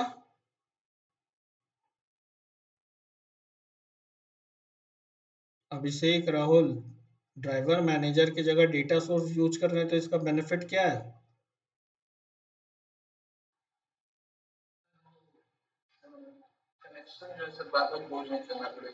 नहीं, कनेक्शन पूलिंग सपोर्ट करता है। देखो ये टर्म मैंने डॉक्यूमेंट में कहीं नहीं रखा है, लेकिन ये टर्म को याद रखना है, ये कनेक्शन पूलिंग क्या होता है ये पूछा जाता है। कनेक्शन पूलिंग एक एरिया होता है जहाँ पे bunch of connection during server startup हम लोग पहले से बना के रखते हैं, क्योंकि कनेक्शन बनाना रन टाइम में नया कनेक्शन डेटाबेस का हमेशा हेवी कॉस्टली होता है, समय लेता है। तो हम बंच ऑफ कनेक्शन पहले से बना के रखेंगे, क्योंकि हर काम तो हमारा डेटाबेस से होना है, इंसर्ट अपडेट डिलीट सेलेक्ट जो भी काम होना है, हर ऑपरेशन। आप चाहे जीमेल में यूजर नेम पासवर्ड वैलिडेट करो, इनबॉक्स रीड करो, मेल राइट करो, हर में डेटाबेस होगा, कनेक्शन चाहिए। तो हम पहले से ही बंच ऑफ कनेक्शन बना के रखते हैं जहाँ पे कुछ कनेक्शन एक्टिव रहते हैं हमेशा। हम बोलते हैं मैक्स कनेक्शन कितने होंगे, एक्टिव कनेक्शन कितने होंगे, आइडल कनेक्शन कितने होंगे, आइडल टाइम आउट कितना होगा कनेक्शन के बीच में, अगर बहुत सारी हिट आ गई डेटाबेस के पास कनेक्शन नहीं है तो कितना देर तक टाइम आउट का रहेगा। यूजर नेम पासवर्ड यूआरएल सारी चीज कॉन्फ़िगर करते हैं एक फाइल में। जो आप लोग स्प्रिंग पढ़ रहे हो तो एप्लीकेशन डॉट वाईएमएल फाइल पढ़े हो ना? अब तो पढ़े होगे स्प्रिंग में, या एप्लीकेशन डॉट प्रॉपर्टी, तो उन्हीं में कॉन्फ़िगरेशन करते हैं। तो सर्वर स्टार्टअप में स्प्रिंग हेल्प करता है इसको रीड करके, और कनेक्शन पूल बनाता है। और हिकारी की कनेक्शन पूल हम लोग कॉन्फ़िगर करते हैं स्प्रिंग वाले प्रोजेक्ट में, और दूसरा भी कर सकते हैं लेकिन हिकारी बेस्ट होता है। तो उसके थ्रू हम लोग कनेक्शन मांगते हैं, वो डेटा सोर्स क्लास ही उसको स्टोर कर सकते हैं, बिना डेटा सोर्स के ड्राइवर मैनेजर के थ्रू नहीं कर पाएंगे। ठीक है, तो थ्योरी पार्ट इसलिए आप लोग को जानना जरूरी है, वही डिफरेंस मैंने यहाँ लिखा। ठीक है, अब एक चीज आता है, do we need to close result set before closing connection. ये देखो, देखे होगे रिजल्ट सेट को क्लोज कर रहे हैं फिर कनेक्शन को क्लोज करते हैं, क्या ये जरूरी है? तो जो स्टैंड अलोन प्रोग्राम, ये स्टैंड अलोन प्रोग्राम है, प्रोग्राम को चलाया और जब तक चल रहा है तभी तक तो है जरूरत, जैसे ही बंद हुआ काम खत्म। तो स्टैंड अलोन प्रोग्राम में ये सब करना जरूरी नहीं है, क्योंकि आपका प्रोग्राम खत्म कनेक्शन अपने आप बंद हो जाता है। ठीक है, लेकिन जो सर्वर बेस्ड प्रोग्राम होता है, टॉम कैट सर्वलेट आप लोग यूज करते हो, जेएसपी यूज करते हो, वो तो हमेशा चलना है, वो बंद होता ही नहीं है जो एप्लीकेशन चलती है। तो वहाँ पे कनेक्शन क्लोज करना, रिजल्ट सेट को प्रीफर किया जाता है कि क्लोज करो पहले, क्योंकि ये एक अलग सॉकेट बनाता है चैनल, तो इसको भी क्लोज करो, क्योंकि रिजल्ट सेट डिपेंड करता है रिजल्ट सेट किस टाइप का हम यूज कर रहे हैं, आगे चल के अभी टाइप भी डिस्कस करेंगे। अगर हम बोलते हैं कनेक्शन क्लोज होने से पहले ऑलवेज रिजल्ट सेट क्लोज हो, वैसा टाइप यूज करते हैं, तब तो ये मैंडेट नहीं है। लेकिन हम बोलते हैं कनेक्शन क्लोज हो जाए लेकिन मेरा रिजल्ट सेट ओपन ही रहे, तो वहां पे हम क्लोज करते हैं। तो ये डिपेंड करता है हमारे सिनेरियो पे, तो इसलिए सेफर साइड है कि रिजल्ट सेट को क्लोज करके चलो, सेफर साइड। अब आते हैं टाइप ऑफ रिजल्ट सेट, जो मैंने आपको बताया कि कई रिजल्ट सेट भी टाइप्स होते हैं। ये जो रिजल्ट सेट आप लोग बनाते हो, ये बेसिकली इसमें हम कुछ पैरामीटर पास कर सकते हैं, तीन तरह के एट्रीब्यूट पास कर सकते हैं, एक टाइप, एक कॉन्करेंसी, एक होल्डेबिलिटी। ये कब करते हैं जनरली, आप लोग अभी तक किए नहीं होंगे। जैसे मान लो ये गेट कनेक्शन कर रहे हैं यहाँ पे या यहाँ पे भी, रिजल्ट सेट जो गेट करते हैं ये, ठीक है। तो जब भी गेट कनेक्शन करेंगे उस समय हम लोग ये वैल्यू पास करते हैं, जैसे स्टेटमेंट क्रिएट करते समय पास कर रहे हैं ये 3 वैल्यू, देखो ध्यान से। पहला है result set dot type forward only, ये टाइप हुआ। दूसरा पैरामीटर कॉन्करेंसी होता है, ये 3 पैरामीटर पास कर रहे हैं, कॉन्करेंसी रीड ओनली। और तीसरा पैरामीटर होता है होल्डेबिलिटी। तो ये समझना थोड़ा आप लोग को नॉलेज के लिए जानना जरूरी है, क्योंकि ये प्रोजेक्ट लेवल पे आगे चल के कभी भी काम पड़ सकता है। तो इन तीनों का मतलब क्या है ये जानना जरूरी है। तो इन तीनों का मतलब इस टाइप में कुछ पैरामीटर है, इस कॉन्करेंसी में कुछ पैरामीटर है, इस होल्डेबिलिटी में कुछ पैरामीटर है। और इन तीनों को ही हम लोग इस सीक्वेंस में यूज करते हैं जब क्रिएट स्टेटमेंट बनाते हैं या प्रिपेयर स्टेटमेंट बनाएंगे। वहां पे दो ही काम कर सकते हो, या क्रिएट स्टेटमेंट या प्रिपेयर स्टेटमेंट। तो प्रिपेयर स्टेटमेंट के समय एसक्यूएल के साथ पास किए, क्रिएट स्टेटमेंट में नॉर्मल पास किए। तो दोनों में से किसी समय भी इसको पास कर सकते हैं। तो इन तीनों का पहले मतलब समझे तब ना समझेंगे क्या यूज है। तो जो ये टाइप है पहला वाला टाइप, इसका 3 फॉर्म होता है। वन होता है result set forward only, scroll insensitive, scroll sensitive. Default ये ऑन रहता है। जैसे मान लो आप बोलोगे सर हमने तो कुछ यूज नहीं किया क्रिएट स्टेटमेंट में या प्रिपेयर स्टेटमेंट में, तो कौन सा एक्टिव होगा? तो डिफॉल्ट जो ये मैंने लिखा है ना, ये बाय डिफॉल्ट ऑन होता है। Result set type forward only मतलब जो आप रिजल्ट सेट को आइट्रेट कर रहे हो ये सिर्फ आगे की डायरेक्शन में ही जाएगा। फॉरवर्ड डायरेक्शन में, पहला रिकॉर्ड से दूसरा, दूसरे से तीसरा, इस डायरेक्शन में ही जाता है बाय डिफॉल्ट। वो इसी की वजह से है। अब आप चाहते हो फॉरवर्ड भी जाए और बैकवर्ड भी आए, कहीं आर एस डॉट प्रीवियस भी होता है बैकवर्ड आने के लिए। तो प्रीवियस भी आना चाहते हो, कुछ कंडीशन ऐसा जिसपे आप प्रीवियस आना चाहते हो, नेक्स्ट जाना चाहते हो, फिर पहले आना चाहते हो, तो उसको कैसे किया जाए? तो उसको करने के लिए इन दोनों टाइप में से सेकंड और थर्ड टाइप में से यहाँ पे यूज करता है फॉरवर्ड ओनली की जगह स्क्रॉल इनसेंसिटिव, स्क्रॉल सेंसिटिव। समझ रहे हो? ये दोनों कब यूज करेंगे? जब हमें ये रिजल्ट सेट आइट्रेट कर रहे हैं तो कभी हमें बैक जाना है, फॉरवर्ड आना है, नेक्स्ट किए, प्रीवियस किए, ऐसा कुछ लॉजिक लिखना है मान प्रीवियस नेक्स्ट का। तो ये प्रीवियस नेक्स्ट तभी कर सकते हैं जब स्क्रॉल इनसेंसिटिव या सेंसिटिव यूज करें। अब इन दोनों में भी क्या डिफरेंस है?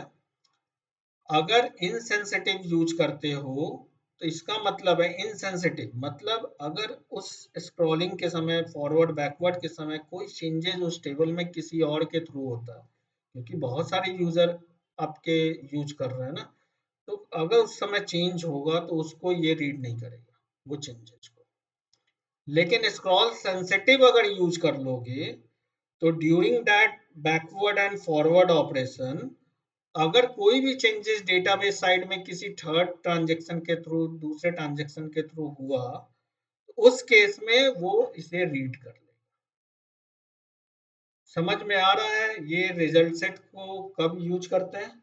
रिक्वायरमेंट पे है। हम लोग जो काम कर रहे हैं वो फॉरवर्ड ओनली काम हो रहा है सिर्फ, इसलिए आप लोग कहीं भी अभी तक इसको नहीं दिए होगे। ये चीज कहीं भी नहीं ना दिए हो, ये लाइन ऑफ कोड।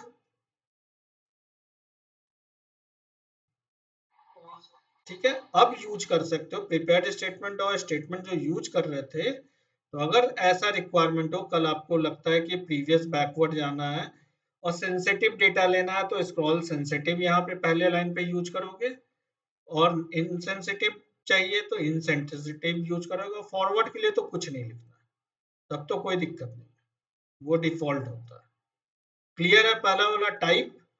इसमें कोई कंफ्यूजन है टाइप में?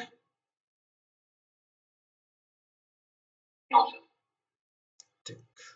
दूसरा आते हैं होल्डेबिलिटी, सॉरी कॉन्करेंसी आता है। कॉन्करेंसी में कॉन्करेंट रीड ओनली और कॉन्करेंट अपडेटेबल, ये दो है। By default concurrent read only active होता है, देखो इसमें लिखा होगा पहला फॉरवर्ड ओनली और कॉन्करेंट रीड ओनली, ये सब डिफॉल्ट वाली है, चाहे आप लिखो या ना लिखो यही एक्टिव होता है। तो इसका मतलब है कि कॉन्करेंट मल्टीपल यूजर इस मल्टीपल रिक्वेस्ट इस रिजल्ट सेट को एक्सेस कर सकते हैं, कॉन्करेंटली रीड कर सकते हैं, सिर्फ रीड कर सकते हैं, उस रिजल्ट सेट को अपडेट नहीं कर पाओगे। कि रीड करते समय तुम चाहो इस रिजल्ट सेट को अपडेट करके और डेटाबेस साइड अपडेट कर लो, वो नहीं कर पाओगे। क्यों? क्योंकि by default read only active है, सिर्फ रीड कर सकते हो इसको, सिर्फ और सिर्फ डेटाबेस से उस समय रीड ऑपरेशन कर रहे हो तो रीड करोगे रिजल्ट सेट। लेकिन आप चाहते हो कि रीड करते समय कुछ लॉजिक के बेस पे आप डेटा चेंज करना चाहते हो उसी समय, तब उस रिजल्ट सेट को आपको ओपन करना होगा अपडेटेबल फॉर्मेट। कि अपडेटेबल फॉर्मेट में ओपन किया हमने, कनेक्शन ही क्रिएट कनेक्शन बनाया, जो भी है स्टेटमेंट, तब वो रीड आपको अपडेट करना अलाउ करेगा ड्यूरिंग आइटरेशन। क्लियर है? कॉन्करेंसी, रिजल्ट सेट कॉन्करेंसी का मतलब समझ में आया?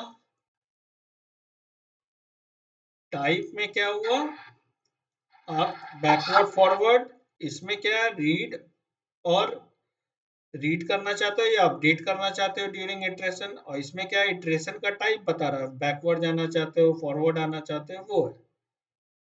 ठीक है, दोनों क्लियर है, कोई कंफ्यूजन?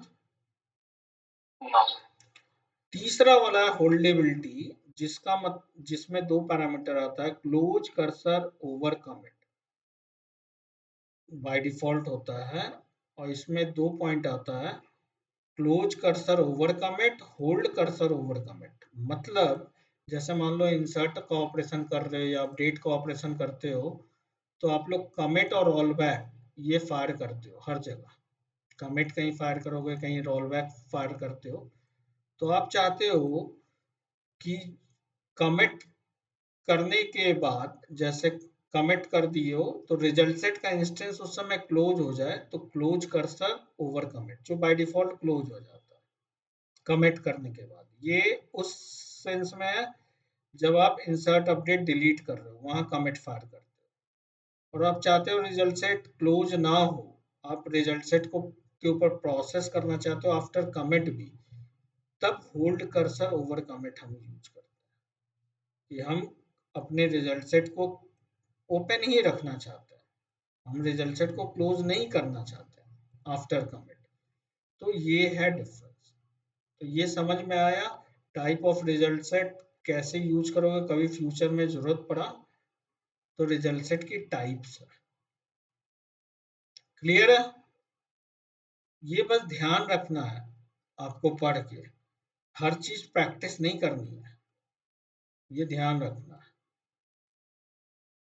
बाकी insert data, update data, delete data, ये सब तो आई थिंक आप लोग जानते होंगे, फिर भी मैं एक बार खोल के दिखा देता हूँ। इंसर्ट डेटा, या डेटाबेस कनेक्शन बनाया।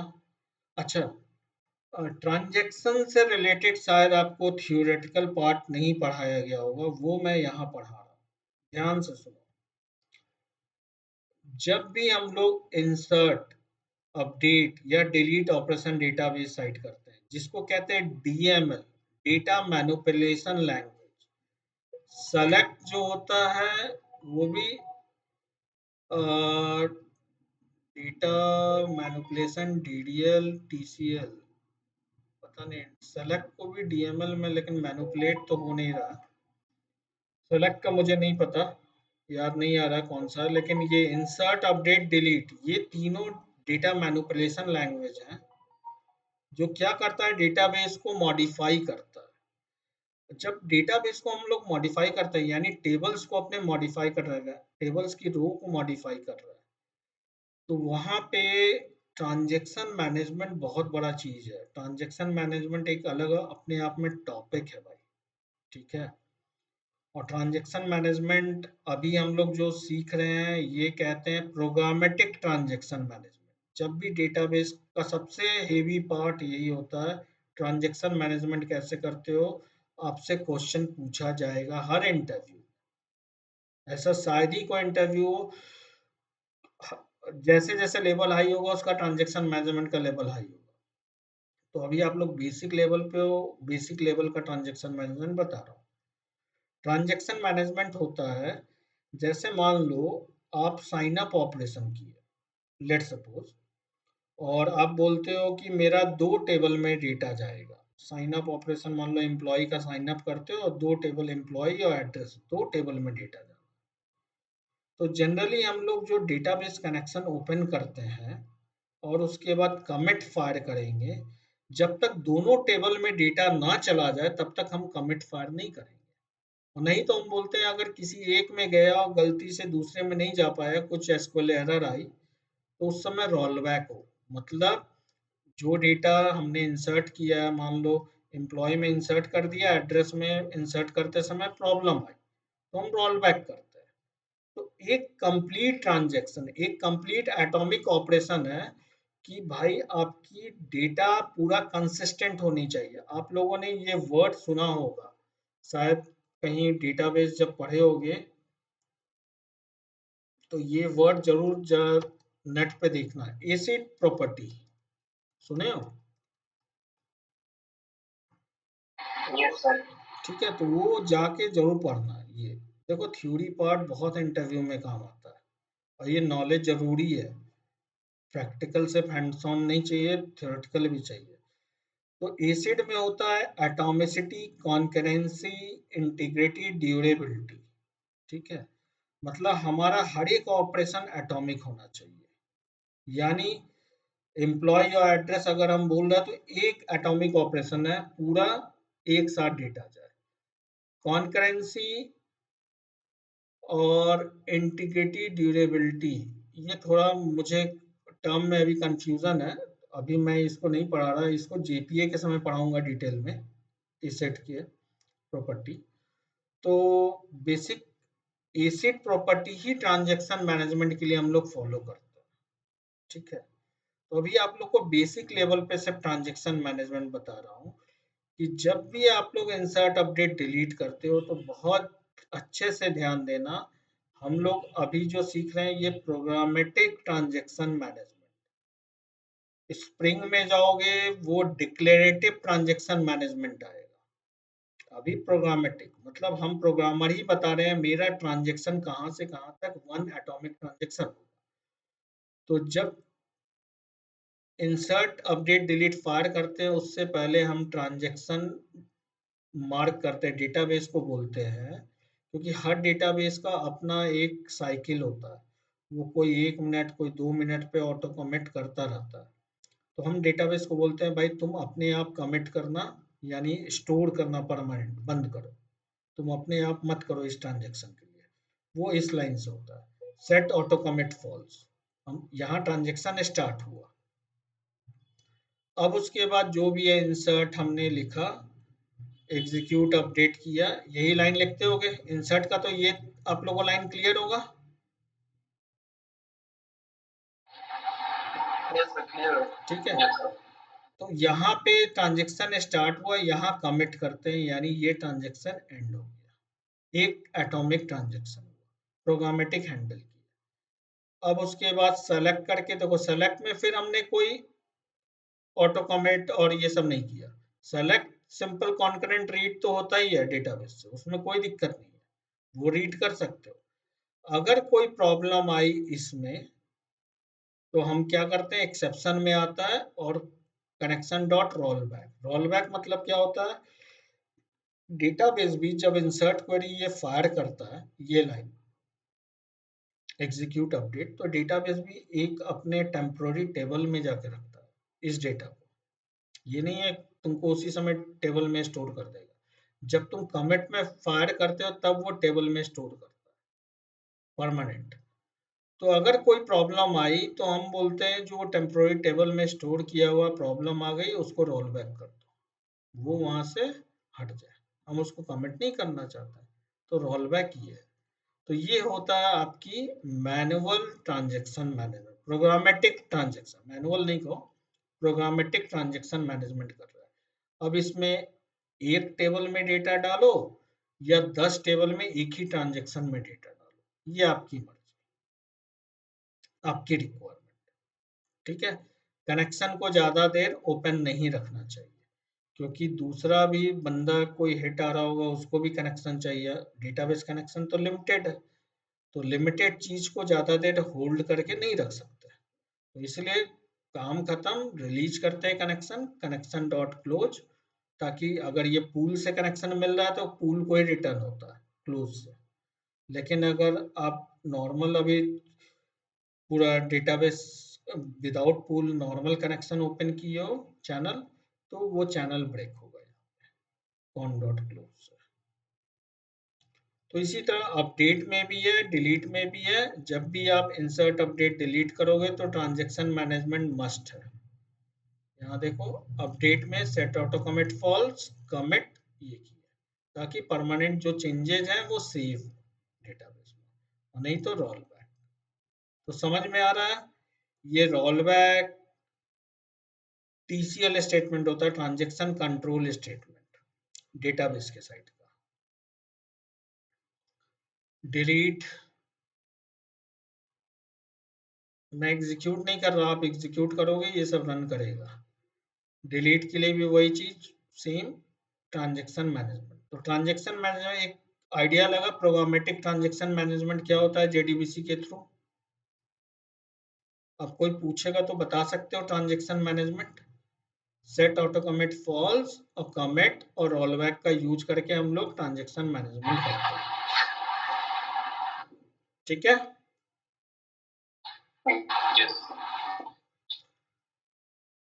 Now coming to batch update. अब जैसे ये बैच अपडेट क्या काम करता है, ये जनरली ये हर प्रोजेक्ट में यूज नहीं होता, बहुत रेयर ऑफ द रेयर ऐसा काम कभी मिलेगा बैच अपडेट इस सब का, लेकिन आइडिया तो होना चाहिए, इंटरव्यू वाला तो पूछता ही है। तो लेट सपोज ये इंसर्ट का क्वेरी कर रहे थे, मान लो एक आपको मैं बोलता हूँ 100 एम्प्लॉय का रिकॉर्ड एक साथ एक एक्सेल फाइल में है, उसको रीड करो, या एक टेक्स्ट फाइल में उसको रीड करो और डेटाबेस में इंसर्ट करो। तो एक काम करोगे, आप लूप में चलाओगे इस चीज को, इंसर्ट करते जाओगे, तो हर बार ये जाएगा डेटाबेस कनेक्शन बनाएगा, फिर उसके बाद इंसर्ट करेगा, जो पेनफुल है, फिर समय लगेगा। तो हम करते क्या है, इंस्टेड ऑफ 100 टाइम्स हम जाएं डेटाबेस साइट, ये इंसर्ट क्वेरी, एग्जीक्यूट अपडेट, बार बार हम एग्जीक्यूट अपडेट जितनी बार चलेगी उतनी बार वो जाके डेटाबेस साइट में परफॉर्म करेगा। तो 100 टाइम्स अगर लूप में इसको कॉल करोगे तो भाई 100 टाइम्स ये डेटाबेस साइट जाके इंसर्ट करेगा डेटा। तो हम कुछ ऐसा कॉन्सेप्ट यूज करें कि पहले से ही इतना प्रिपेयर करके 100 का रख ले बैच में, और उसके बाद उस बैच को बोले कि भाई तुम अब जाओ पूरा डेटाबेस साइट में 100 को एक साथ इंसर्ट करो। तो डेटाबेस को वन गो में हम दिए कि 100 को अब इंसर्ट करो, तो वो फास्टर है या एक एक करके तुम 100 को यूज कर रहे हो, कौन सा फास्टर होगा बताओ? एक साथ 100 तुम डेटाबेस को हैंडओवर करते हो वो फास्टर होगा, या फिर एक एक करके 100 को करोगे वो फास्टर होगा? ठीक, लेकिन अब देखो, किसी चीज का प्रॉफिट होता है तो प्रॉस होता है, तो किसी चीज का कॉन्स भी होता है ना। तो प्रॉस तो ये है फास्ट होगा प्रोसेस, लेकिन कॉन्स क्या है? अगर बैच प्रोसेसिंग करते हो तो इसका कॉन्स क्या है? यहाँ अगर 100 को एग्जीक्यूट इंडिविजुअल करोगे तो तुमको ये पता चलेगा कौन सा फेल हुआ, वो तुम पता कर लोगे। लेकिन वहां 100 अगर डेटाबेस साइड में जाके कोई फेल हुआ, तुम पता करना बहुत मुश्किल होगा। ये नहीं बोलता नहीं पता कर सकते, लेकिन पता करना बहुत मुश्किल होगा कौन सा फेल हुआ। लगता नहीं है? क्योंकि वो तो जावा के कंट्रोल से निकल गया है, वो 100 डेटाबेस के साइड चला गया, तो कुछ डेटाबेस के साइड हमें ऐसा टेकडाउन करना होगा तो पता चले। तो ये कौन सा है बैच अपडेट का? तो ओवरऑल तुमको आइडिया बता रहा था बैच अपडेट का प्रॉफिट क्या है। तो बैच में हम लोग काम करते हैं, जैसे इंसर्ट हुआ, अपडेट हुआ, डिलीट हुआ, सेलेक्ट को नहीं करता। इंसर्ट अपडेट डिलीट यही काम करता है कभी भी बैच में, सेलेक्ट को बैच में कभी नहीं करता। तो बैच का काम कैसे करते हैं वो मैं आपको सिंटेक्स दिखा रहा हूँ बस। मान लो स्टेटमेंट के थ्रू आप बनाते हो, तो यही बनाते हो ना, स्टेटमेंट क्रिएट स्टेटमेंट। अब उसके बाद स्टेटमेंट का जो रेफरेंस वेरिएबल मिलता है उसमें ऐड बैच करके मेथड होता है, और जितना स्टेटमेंट देना है दे दो, add batch add batch add batch करके जितना अपडेट डालना है डालो। वन गो में insert statement dot execute update लिखते थे वहां, या एग्जीक्यूट क्वेरी, उसके जगह क्या करोगे, एग्जीक्यूट बैच। तो ये जितना भी उसमें मान लो 100 रिकॉर्ड है, 100 जाके अपडेट हुआ होगा या इंसर्ट हुआ होगा, तो रिटर्न वैल्यू देगा जो जो सक्सेस हुआ, जितना नंबर दे देगा, लेकिन कौन सा फेल हुआ वो नहीं बता पाएगा। और सब अगर पास हो गया, सब अपडेट हो गया, तो सबको ये देगा। तो देखो, सिंटेक्स में कोई मुश्किल नहीं है, कॉन्सेप्ट बेस मीन जानना है। सिंटेक्स तो बहुत सिंपल है कि बस ऐड बैच करके आपने बैच में ऐड किया सारी क्वेरी, और एग्जीक्यूट बैच कर दिया। जो स्टेटमेंट आप लोग लिखते थे रीड डेटा में, स्टेटमेंट ही तो लिखते थे ना, क्रिएट और उसके बाद एग्जीक्यूट एसक्यूएल क्वेरी, यही करते थे। तो उसके जगह यहाँ पे ऐड बैच कर रहे हैं और एग्जीक्यूट बैच किया। इसमें कोई कंफ्यूजन? कल को यूज करना हो कर सकते हो बैच में। इसको करके देखना अपने से, ये मैं बोलूंगा, एक करके देखना, 2-3 क्वेरी लिख। और प्रिपेयर्ड स्टेटमेंट से करना चाहते हो तो उसके लिए क्या है, एक एसक्यूएल क्वेरी पहले सिंगल बनाओ, prepared statement create prepared statement, यही करते थे जो किए। अब उसके बाद प्रिपेयर्ड स्टेटमेंट में जो वैल्यू डालते हो वो डालो, प्लस ऐड बैच, उसके बाद कॉल करो, फिर वैल्यू डालो, फिर ऐड बैच। ये करते जाओ, जितना 100 रिकॉर्ड रखना ऐड बैच करते गए, और फिर एग्जीक्यूट बैच। ये प्रिपेयर्ड स्टेटमेंट के थ्रू चलेगा। तो बेस्ट है प्रिपेयर्ड स्टेटमेंट से ट्राई करना बैच प्रोग्राम। तो बैच अपडेट, बैच इंसर्ट, यही होता है, एक साथ डेटाबेस साइट जाके हिट होगा। कॉन्सेप्ट क्लियर है?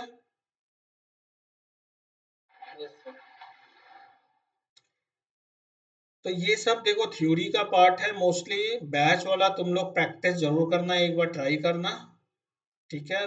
नहीं रन करेगी, प्रॉब्लम आएगी तो मुझे बताना, ये जरूर ट्राई करना अपने से।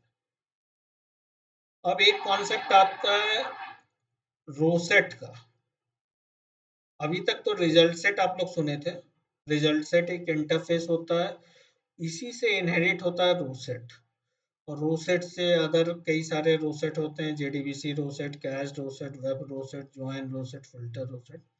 पहले आपको इस टॉपिक को पढ़ाने से पहले बोल दे रहा हूँ, ये टॉपिक बहुत ही मिनिमल यूजेबल है, अब शायद ही कहीं यूज होता। ठीक है, बस एक नॉलेज के रेफरेंस से बस दे रहा हूँ कि आपको नॉलेज तो है, इन केस। ठीक है, ये कहीं ना पूछा जाता ना कहीं यूज होता, अब यूज नहीं होता, तो एक बेसिक नॉलेज की तरह ये आइडिया है। रोसेट इसलिए आया था, जब रिजल्ट सेट जब जैसे परफॉर्म करते हो, जैसे मान लो ये आप लोग वाइल rs डॉट नेक्स्ट करते हो, मान लो 1 लाख डेटाबेस में रिकॉर्ड है, तो जितनी देर तक ये रिजल्ट सेट परफॉर्म कर रहा है, मान लो 1 लाख रिकॉर्ड को प्रोसेस करने में मैं बोलता हूँ 1 मिनट लगा, 1 मिनट तक आपकी डेटाबेस कनेक्शन ओपन रहेगी, 1 मिनट तक। ये सबसे बड़ा रिजल्ट सेट में प्रॉब्लम है। तो रिजल्ट सेट जो होता है कनेक्टेड टाइप का होता है, यानी कनेक्शन बनाया हुआ है आपकी ऑलरेडी। रोसेट उसका इनहेरिट करके बनाया गया था, और इसमें भी कई क्लासेस दिए गए, JDBC rosette, cash rosette, web rosette. इसमें कुछ डिसकनेक्टेड के दिए गए कि भाई ठीक है, 1 लाख रिकॉर्ड है, उसको प्रोसेस करना है, तो आप कनेक्शन को क्यों ओपन करके रखे हो, ताकि दूसरा कोई कनेक्शन बना ही ना सके। कनेक्शन क्लोज करो और प्रोसेसिंग करो, जितना देर करना है, 1 लाख रिकॉर्ड। वो डिसकनेक्टेड रोसेट होता है, डिसकनेक्टेड।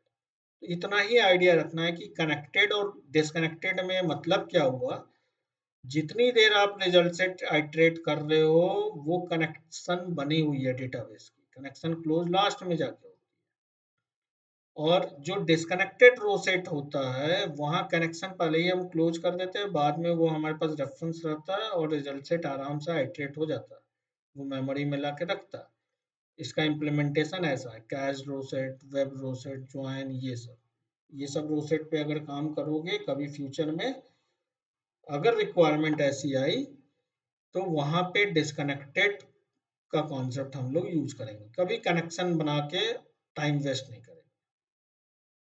ठीक है, तो इतना आइडिया आपको बस देना था। इसमें रिजल्ट सेट और रो सेट का जो मैंने आपको डिफरेंस बताया वो यहाँ पे लिखा हूँ कि कनेक्शन ओपन रहता है और डिस्कनेक्टेड में कनेक्शन डिस्कनेक्ट हो जाता है। ठीक है, प्लस एक एग्जांपल जेडीबीसी रोसेट का है, ये मैंने रखा हुआ है लेकिन ये रन नहीं करता है क्योंकि इसकी अब जारफल अब एपीआई सपोर्ट ही हट गई है अब इसकी। तो बस नॉलेज के लिए बता दे रहा हूँ कि जेडीबीसी रोसेट का ऑब्जेक्ट हम लोग बनाते थे, URL user name password set करते थे। यहाँ पे जो कमांड है उसमें एग्जीक्यूट नाम का मेथड होता था, डायरेक्ट एग्जीक्यूट कर देते थे हम लोग। अगर पहले समय, अब के समय में अब यूज नहीं होता, ऐड एम्प्लॉय करना है तो हम लोग यहाँ पे टाइप कॉन्करेंसी ये सब सेट करते थे। फर्स्ट रिकॉर्ड पे मूव करो, इसके लिए मेथड आता था, फिर इंसर्ट करो रो, इस तरह इंसर्ट करते थे। कंप्लीट वो ऑब्जेक्ट ओरिएंटेड प्रोग्रामिंग यहाँ करते थे। यहाँ पे प्रिपेयर्ड स्टेटमेंट और वो सब काम नहीं करते थे। ये जेडीबीसी रो सेट या वेब रो सेट अपना खुद का मेथड देता है काम करने के लिए, तो इसको जानना जरूरी है और इसको चलाओगे भी तो चलेगा नहीं।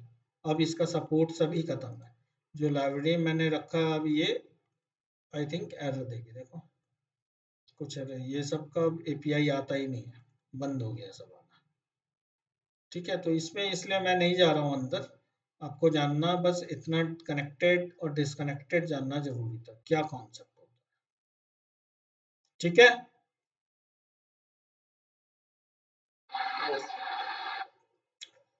लास्ट टॉपिक जेडीबीसी का है, ये इम्पोर्टेंट टॉपिक है और ये टॉपिक इससे रिलेटेड है। आप लोग को पीएल सिक्वल बताया गया है ना?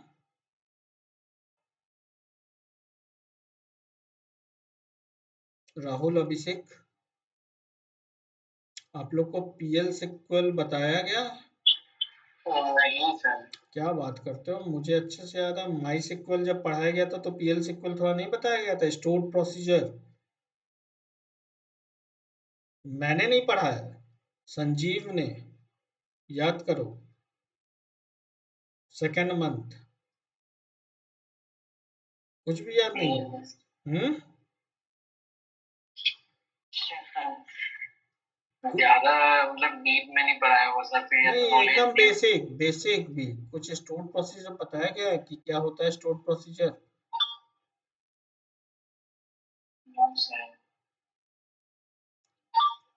राहुल, सर बताया होगा तो मतलब तुम लोग कुछ भी याद नहीं है। सर बेसिक बताया होगा, बेसिक ही मैं बोल रहा हूँ, मैं कहाँ बोल रहा हूँ कि बहुत ज्यादा डीप में। देखो, स्टोर्ड प्रोसीजर एक ऐसा होता है जिसमें डेटाबेस से साइड जाके प्रोग्रामिंग करते हैं, ये काम डेटाबेस के साइड लिखते हैं।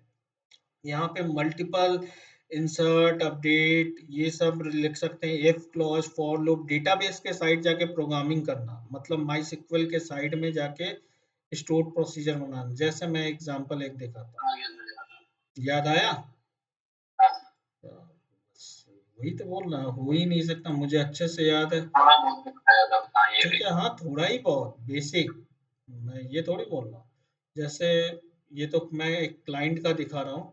जैसे डिस्चार्ज होता है पेशेंट, तो डिस्चार्ज होता है पेशेंट, हम लोग को कई सारे काम करने पड़ते हैं, बहुत सारी टेबल में इंसर्ट अपडेट करना पड़ता है।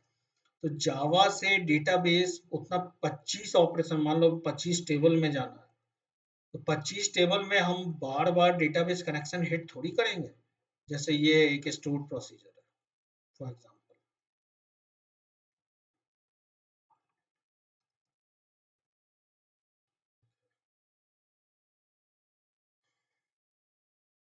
देख रहे हो, इफ कंडीशन लूप सब कुछ लगा हुआ है यहाँ, लगा है ना?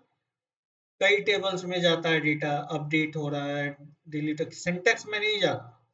ठीक है, तो इस स्टोर्ड प्रोसीजर में देखो कुछ चीजें यहाँ लिखी हुई हैं कि पैरामीटर सब आता होगा, यहाँ लिखा है देखो, ये इन पैरामीटर है, मतलब जावा से इसको एक पैरामीटर मिलेगा, ये दूसरा पैरामीटर मिलेगा, ये तीसरा पैरामीटर मिलेगा, ये इन चौथा पैरामीटर मिलेगा, पांचवा पैरामीटर, पांच पैरामीटर जहां भी जावा से इसको कॉल कर रहे होंगे कि ये स्टोर प्रोसीजर कॉल करो जावा का, जावा से हम लोग डेटाबेस का स्टोर प्रोसीजर कॉल कर सकते हैं।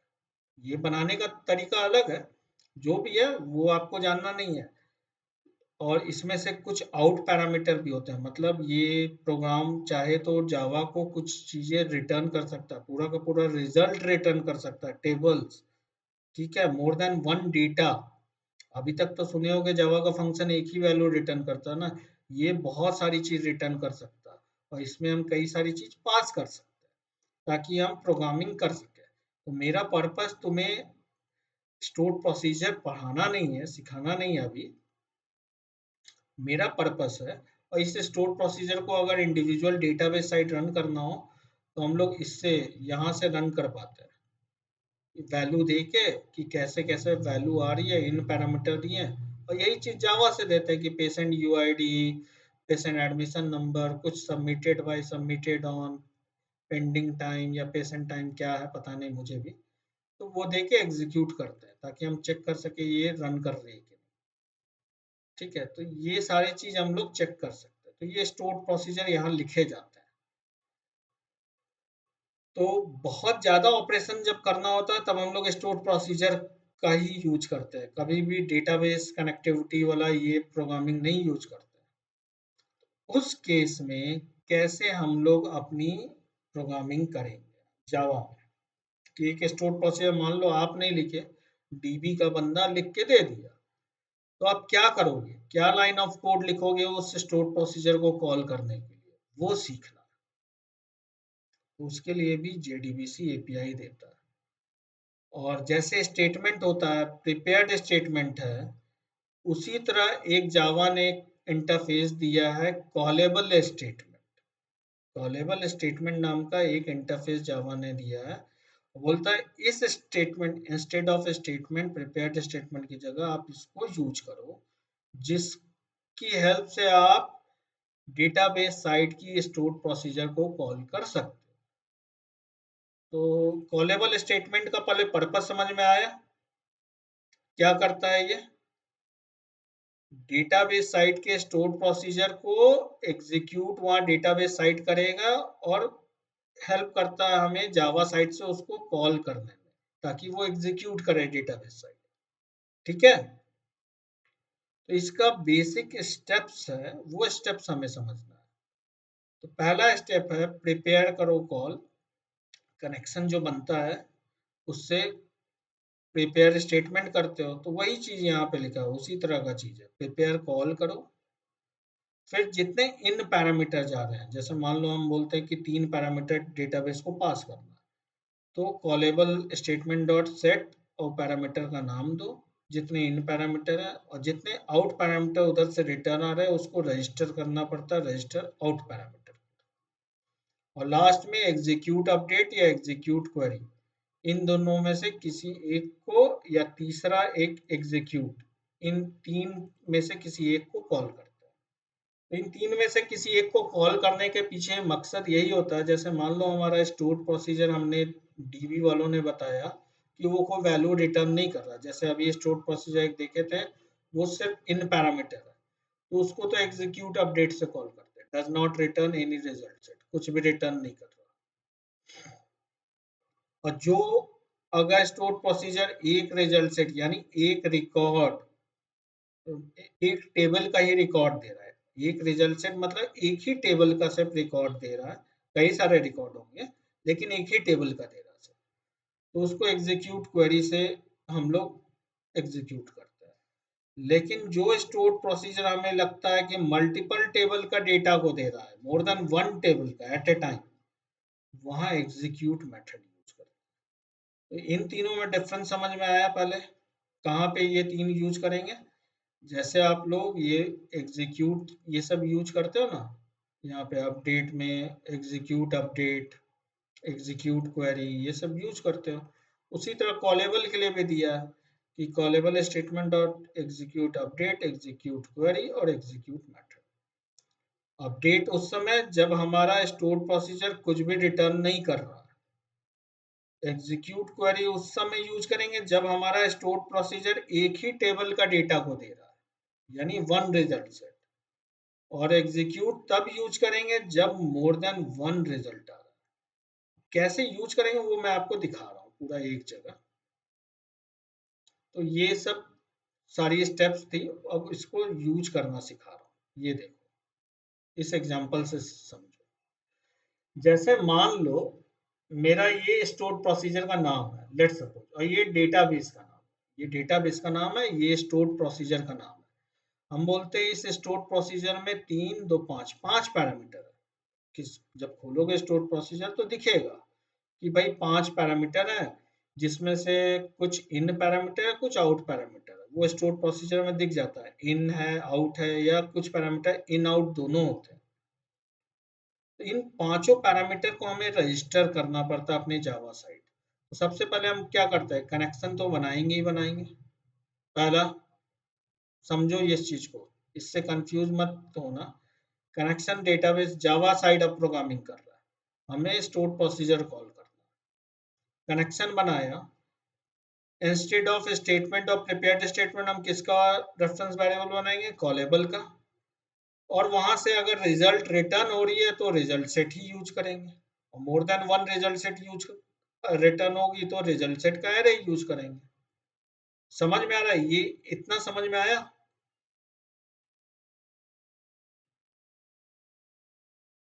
राहुल अभी ठीक है। अब उसके बाद ये जो कनेक्शन बना, अब देखो मैंने यहाँ डॉट डॉट लिख दिया, मतलब कनेक्शन जैसे get driver manager dot get connection करो या data source dot get connection, वो लाइन नहीं लिखा हो यहाँ। ये मान लिया कनेक्शन बन गया। कनेक्शन के बाद क्या करेंगे हम, कॉन डॉट प्रिपेयर कॉल, और ये लाइन लिखते हैं, ये डेटाबेस साइट जाके एग्जीक्यूट होती है। कोई भी स्टोर प्रोसीजर कॉल करने के लिए कॉल नाम से पहले स्टार्ट, ये सिंटैक्स है डेटाबेस का, कि कॉल नाम से स्टार्ट करो। डेटाबेस का नाम देना है दो, जो जैसे मान लो ये मेरा डेटाबेस कौन सा है, G V D H M S D B, तो हम G V D H M S D B यहाँ देंगे। और यहाँ पे स्टोर प्रोसीजर का नाम क्या देंगे, ये जो पूरा नाम है उसका पूरा नाम दे देंगे। और इसमें जितना पैरामीटर यूज हो रहेंगे वो उतना क्वेश्चन मार्क यहाँ पे देंगे। ठीक, पहला काम होता है। दूसरा काम होता है, मैंने क्या बोला, इन है तो उसको बताना पड़ता है हमें। सीएसएमटी का जब रेफरेंस मिलता है तो हम बताते हैं पहला पैरामीटर स्ट्रिंग जाएगा, उसमें ये वैल्यू ले जाओ, इन है तो। दूसरा पैरामीटर मेरा आउट होगा, मतलब वहां से इसमें कुछ वैल्यू आएगी, तो इसको मैंने रजिस्टर आउट पैरामीटर के थ्रू दूसरे पैरामीटर को बताया कि ये आउट पैरामीटर है, वहां से वैल्यू आएगी। किस टाइप की वैल्यू आएगी, इंटीजर वैल्यू आएगी। कुछ डेटाबेस जब ये स्टोर प्रोसीजर कॉल खत्म होगा तो हमारे पास वो वैल्यू आएगी। कैसे इसको लेंगे वो देखते हैं, क्योंकि देखो इतनी वेरिएबल डिक्लेयर किए ना, इसीलिए तो डिक्लेयर किया। थर्ड पैरामीटर भी रजिस्टर आउट पैरामीटर, मतलब वहां से वैल्यू आएगी। फोर्थ भी रजिस्टर आउट पैरामीटर है, फिफ्थ भी रजिस्टर आउट पैरामीटर। मतलब इस 5 पैरामीटर में एक ही पैरामीटर यानी जावा से इन वैल्यू जाएगी, और वहां से 4 वैल्यू हमें रिटर्न मिलेगा। तो हमने चारों को बता दिया, ये टाइप है, और सीक्वेंस भी बता दिया। और उसके बाद एग्जीक्यूट अपडेट कॉल किया। एग्जीक्यूट अपडेट ये वाला, रिजल्ट सेट कोई आ नहीं रहा है, सिंपल वैल्यू आ रही है। तो रिजल्ट सेट आता तो हम एग्जीक्यूट क्वेरी करते हैं, तो सिंपल इंटीजर और स्ट्रिंग वैल्यू आ रही है, इसलिए एग्जीक्यूट अपडेट कॉल किए। अब तुम्हारा क्वेश्चन आएगा दिमाग में, सर वो 4 वैल्यू को हम कैसे गेट करें। इन पैरामीटर को तो हम भेज दिए, जो जावा से आएगी या वेरिएबल नेम दे देंगे चला जाएगा, लेकिन चारों वैल्यू रिटर्न आएगी, उसको कैसे गेट करेंगे। तो उसके लिए बस ये सीएमटी जो था, गेट int2, सेकेंड पैरामीटर की वैल्यू आपको मिल जाएगी, वहां से रिटर्न वैल्यू थर्ड की, फोर्थ की, फिफ्थ की, जितनी चाहो वो आप पूरी निकाल लिया और क्लोज कर। ये है, इसलिए ये ऊपर वेरिएबल डिक्लेयर किया। इसमें कोई कंफ्यूजन है तो पूछो। कॉलेबल स्टेटमेंट, मैं फिर बता रहा हूँ, मेरा पर्पस पीएल सीक्वल सिखाना नहीं है। एक स्टोर्ड प्रोसीजर जो बनाए हो उसको कॉल करना है। ठीक है, जावा साइड में कैसे कॉल करें, स्टोर्ड प्रोसीजर। तो स्टोर्ड प्रोसीजर हम लोग बनाते ही इसलिए है, जब हम लोग को मोर देन वन क्वेरी चाहते हैं हम एक साथ वहाँ डेटाबेस साइड में एग्जीक्यूट हो, हम जावा से बार बार कनेक्टिविटी नहीं करना चाहेंगे, डिफरेंट टेबल बहुत सारे ऑपरेशन कर रहे हैं, तब हम लोग स्टोर्ड प्रोसीजर बना के काम करते हैं। तो कुछ तो पैरामीटर हम जावा से भेजेंगे जो, और उधर से कुछ रिजल्ट भी आएगी, तो जो रिजल्ट आएगी रजिस्टर आउट पैरामीटर से रजिस्टर किए, CSMT कॉलेबल स्टेटमेंट यूज करके, और उसकी वैल्यू को गेट कर लिया और इन पैरामीटर हमने भेज दिया। अब लेट सपोज अगर आप बोलते हो सर उधर से रिजल्ट सेट आ रहा है तो कैसे करें, तो उस केस में एग्जीक्यूट मेथड को कॉल करते हैं, और वहां से जब रिजल्ट सेट आ रहा है तो हम ऐसे लिखते हैं CSMT dot get result set, यानी गेट इंटीजर एक एक वैल्यू नहीं करेंगे, सीधे वहां रिजल्ट सेट आ रहा है तो रिजल्ट सेट गेट किया, फिर रिजल्ट सेट को आइटरेट करो, फिर और more than one result set आता है तो एग्जीक्यूट मेथड यूज करते हैं, फिर गेट मोर रिजल्ट सेट, फिर रिजल्ट आया और रिजल्ट को आइटरेट। तो सिंपल आइट्रेशन का वही टेक्निक है, बस आपको CSMT यानी कॉलेबल स्टेटमेंट यूज करना है इंस्टेड ऑफ प्रिपेयर स्टेटमेंट और statement. Callable statement help us to interact with PL SQL को। क्लियर है?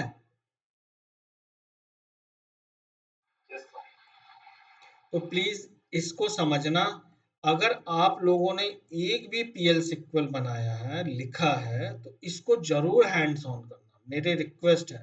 अगर नहीं लिखा है, मान लो आप बोलते हो सर मैं नहीं जानता, तो आप लोग को सिंपल जब बनाओगे, जैसे मान लो जो डेटाबेस या स्टोर प्रोसीजर लिख के आता है, create new store procedure, Google से थोड़ा देखो, स्टोर प्रोसीजर को कॉपी कर लो, ठीक है। इसी में मान लो, इसी का मान लो इंसर्ट का कोड इसमें कई बार लिख दिया बिगिन एंड के बीच में, एक टेबल, दो टेबल, तीन टेबल, और कुछ पैरामीटर यहाँ से पास करो, डेटा उसमें यूज कर लो, ठीक है। और फिर इसको अप्लाई करके सेव कर लो, और फिर इसी को कॉल करना जावा साइड से, बस ये है। तो इसको प्लीज प्रैक्टिस करो, अगर इसमें कहीं प्रॉब्लम आती है आप लोग को तो मुझसे जरूर पूछना। तो JDBC में दो चीजें आपको प्रैक्टिस करने के लिए है, जो अभी तक आप लोग कभी नहीं किए हो, एक बैच अपडेट, बैच प्रोग्रामिंग, और दूसरी कॉलेबल स्टेटमेंट, और ये मुझे आप लोग इस मंथ तक करके दिखाओगे तीनों, ठीक है। यही असाइनमेंट है, मुझे दिखना चाहिए। समझ में आया अभिषेक राहुल? अगर प्रॉब्लम, मैं ये नहीं बोल रहा प्रॉब्लम नहीं आएगी, अगर आती है तो जब तीनों को आ जाती है, आप लोग नहीं सॉल्व कर पाते गूगल का, चैट जीपीटी सबका हेल्प लेके, तब मुझे बोलोगे कि सर मैंने ऐसा ऐसा किया, नहीं प्रॉब्लम आई, तो मैं देखूंगा, ठीक है। लेकिन रिक्वेस्ट है करना जरूर, छोड़ना मत। अगर ये छोड़ दोगे तो डेटाबेस का पूरा मेहनत बेकार हो जाएगा। सिंपल JDBC कनेक्टिविटी तो कोई भी कर लेता है, ठीक है। इतना थ्योरी पढ़ाने का यही मेन पर्पस है कि आप लोग करो। तो मैं अगले क्लास में आगे ही बढ़ूंगा, मल्टी थ्रेडिंग में जाऊंगा, 2 क्लास मिनिमम इसमें लगेगा, और 2 क्लास इसमें, हो सकता है 3 क्लास लग जाए, मुझे मल्टी थ्रेडिंग बहुत लंबा टॉपिक है, ठीक है। और 2 क्लास एटलीस्ट कलेक्शन में लगेगा, तो इस मंथ में हो जाएगा।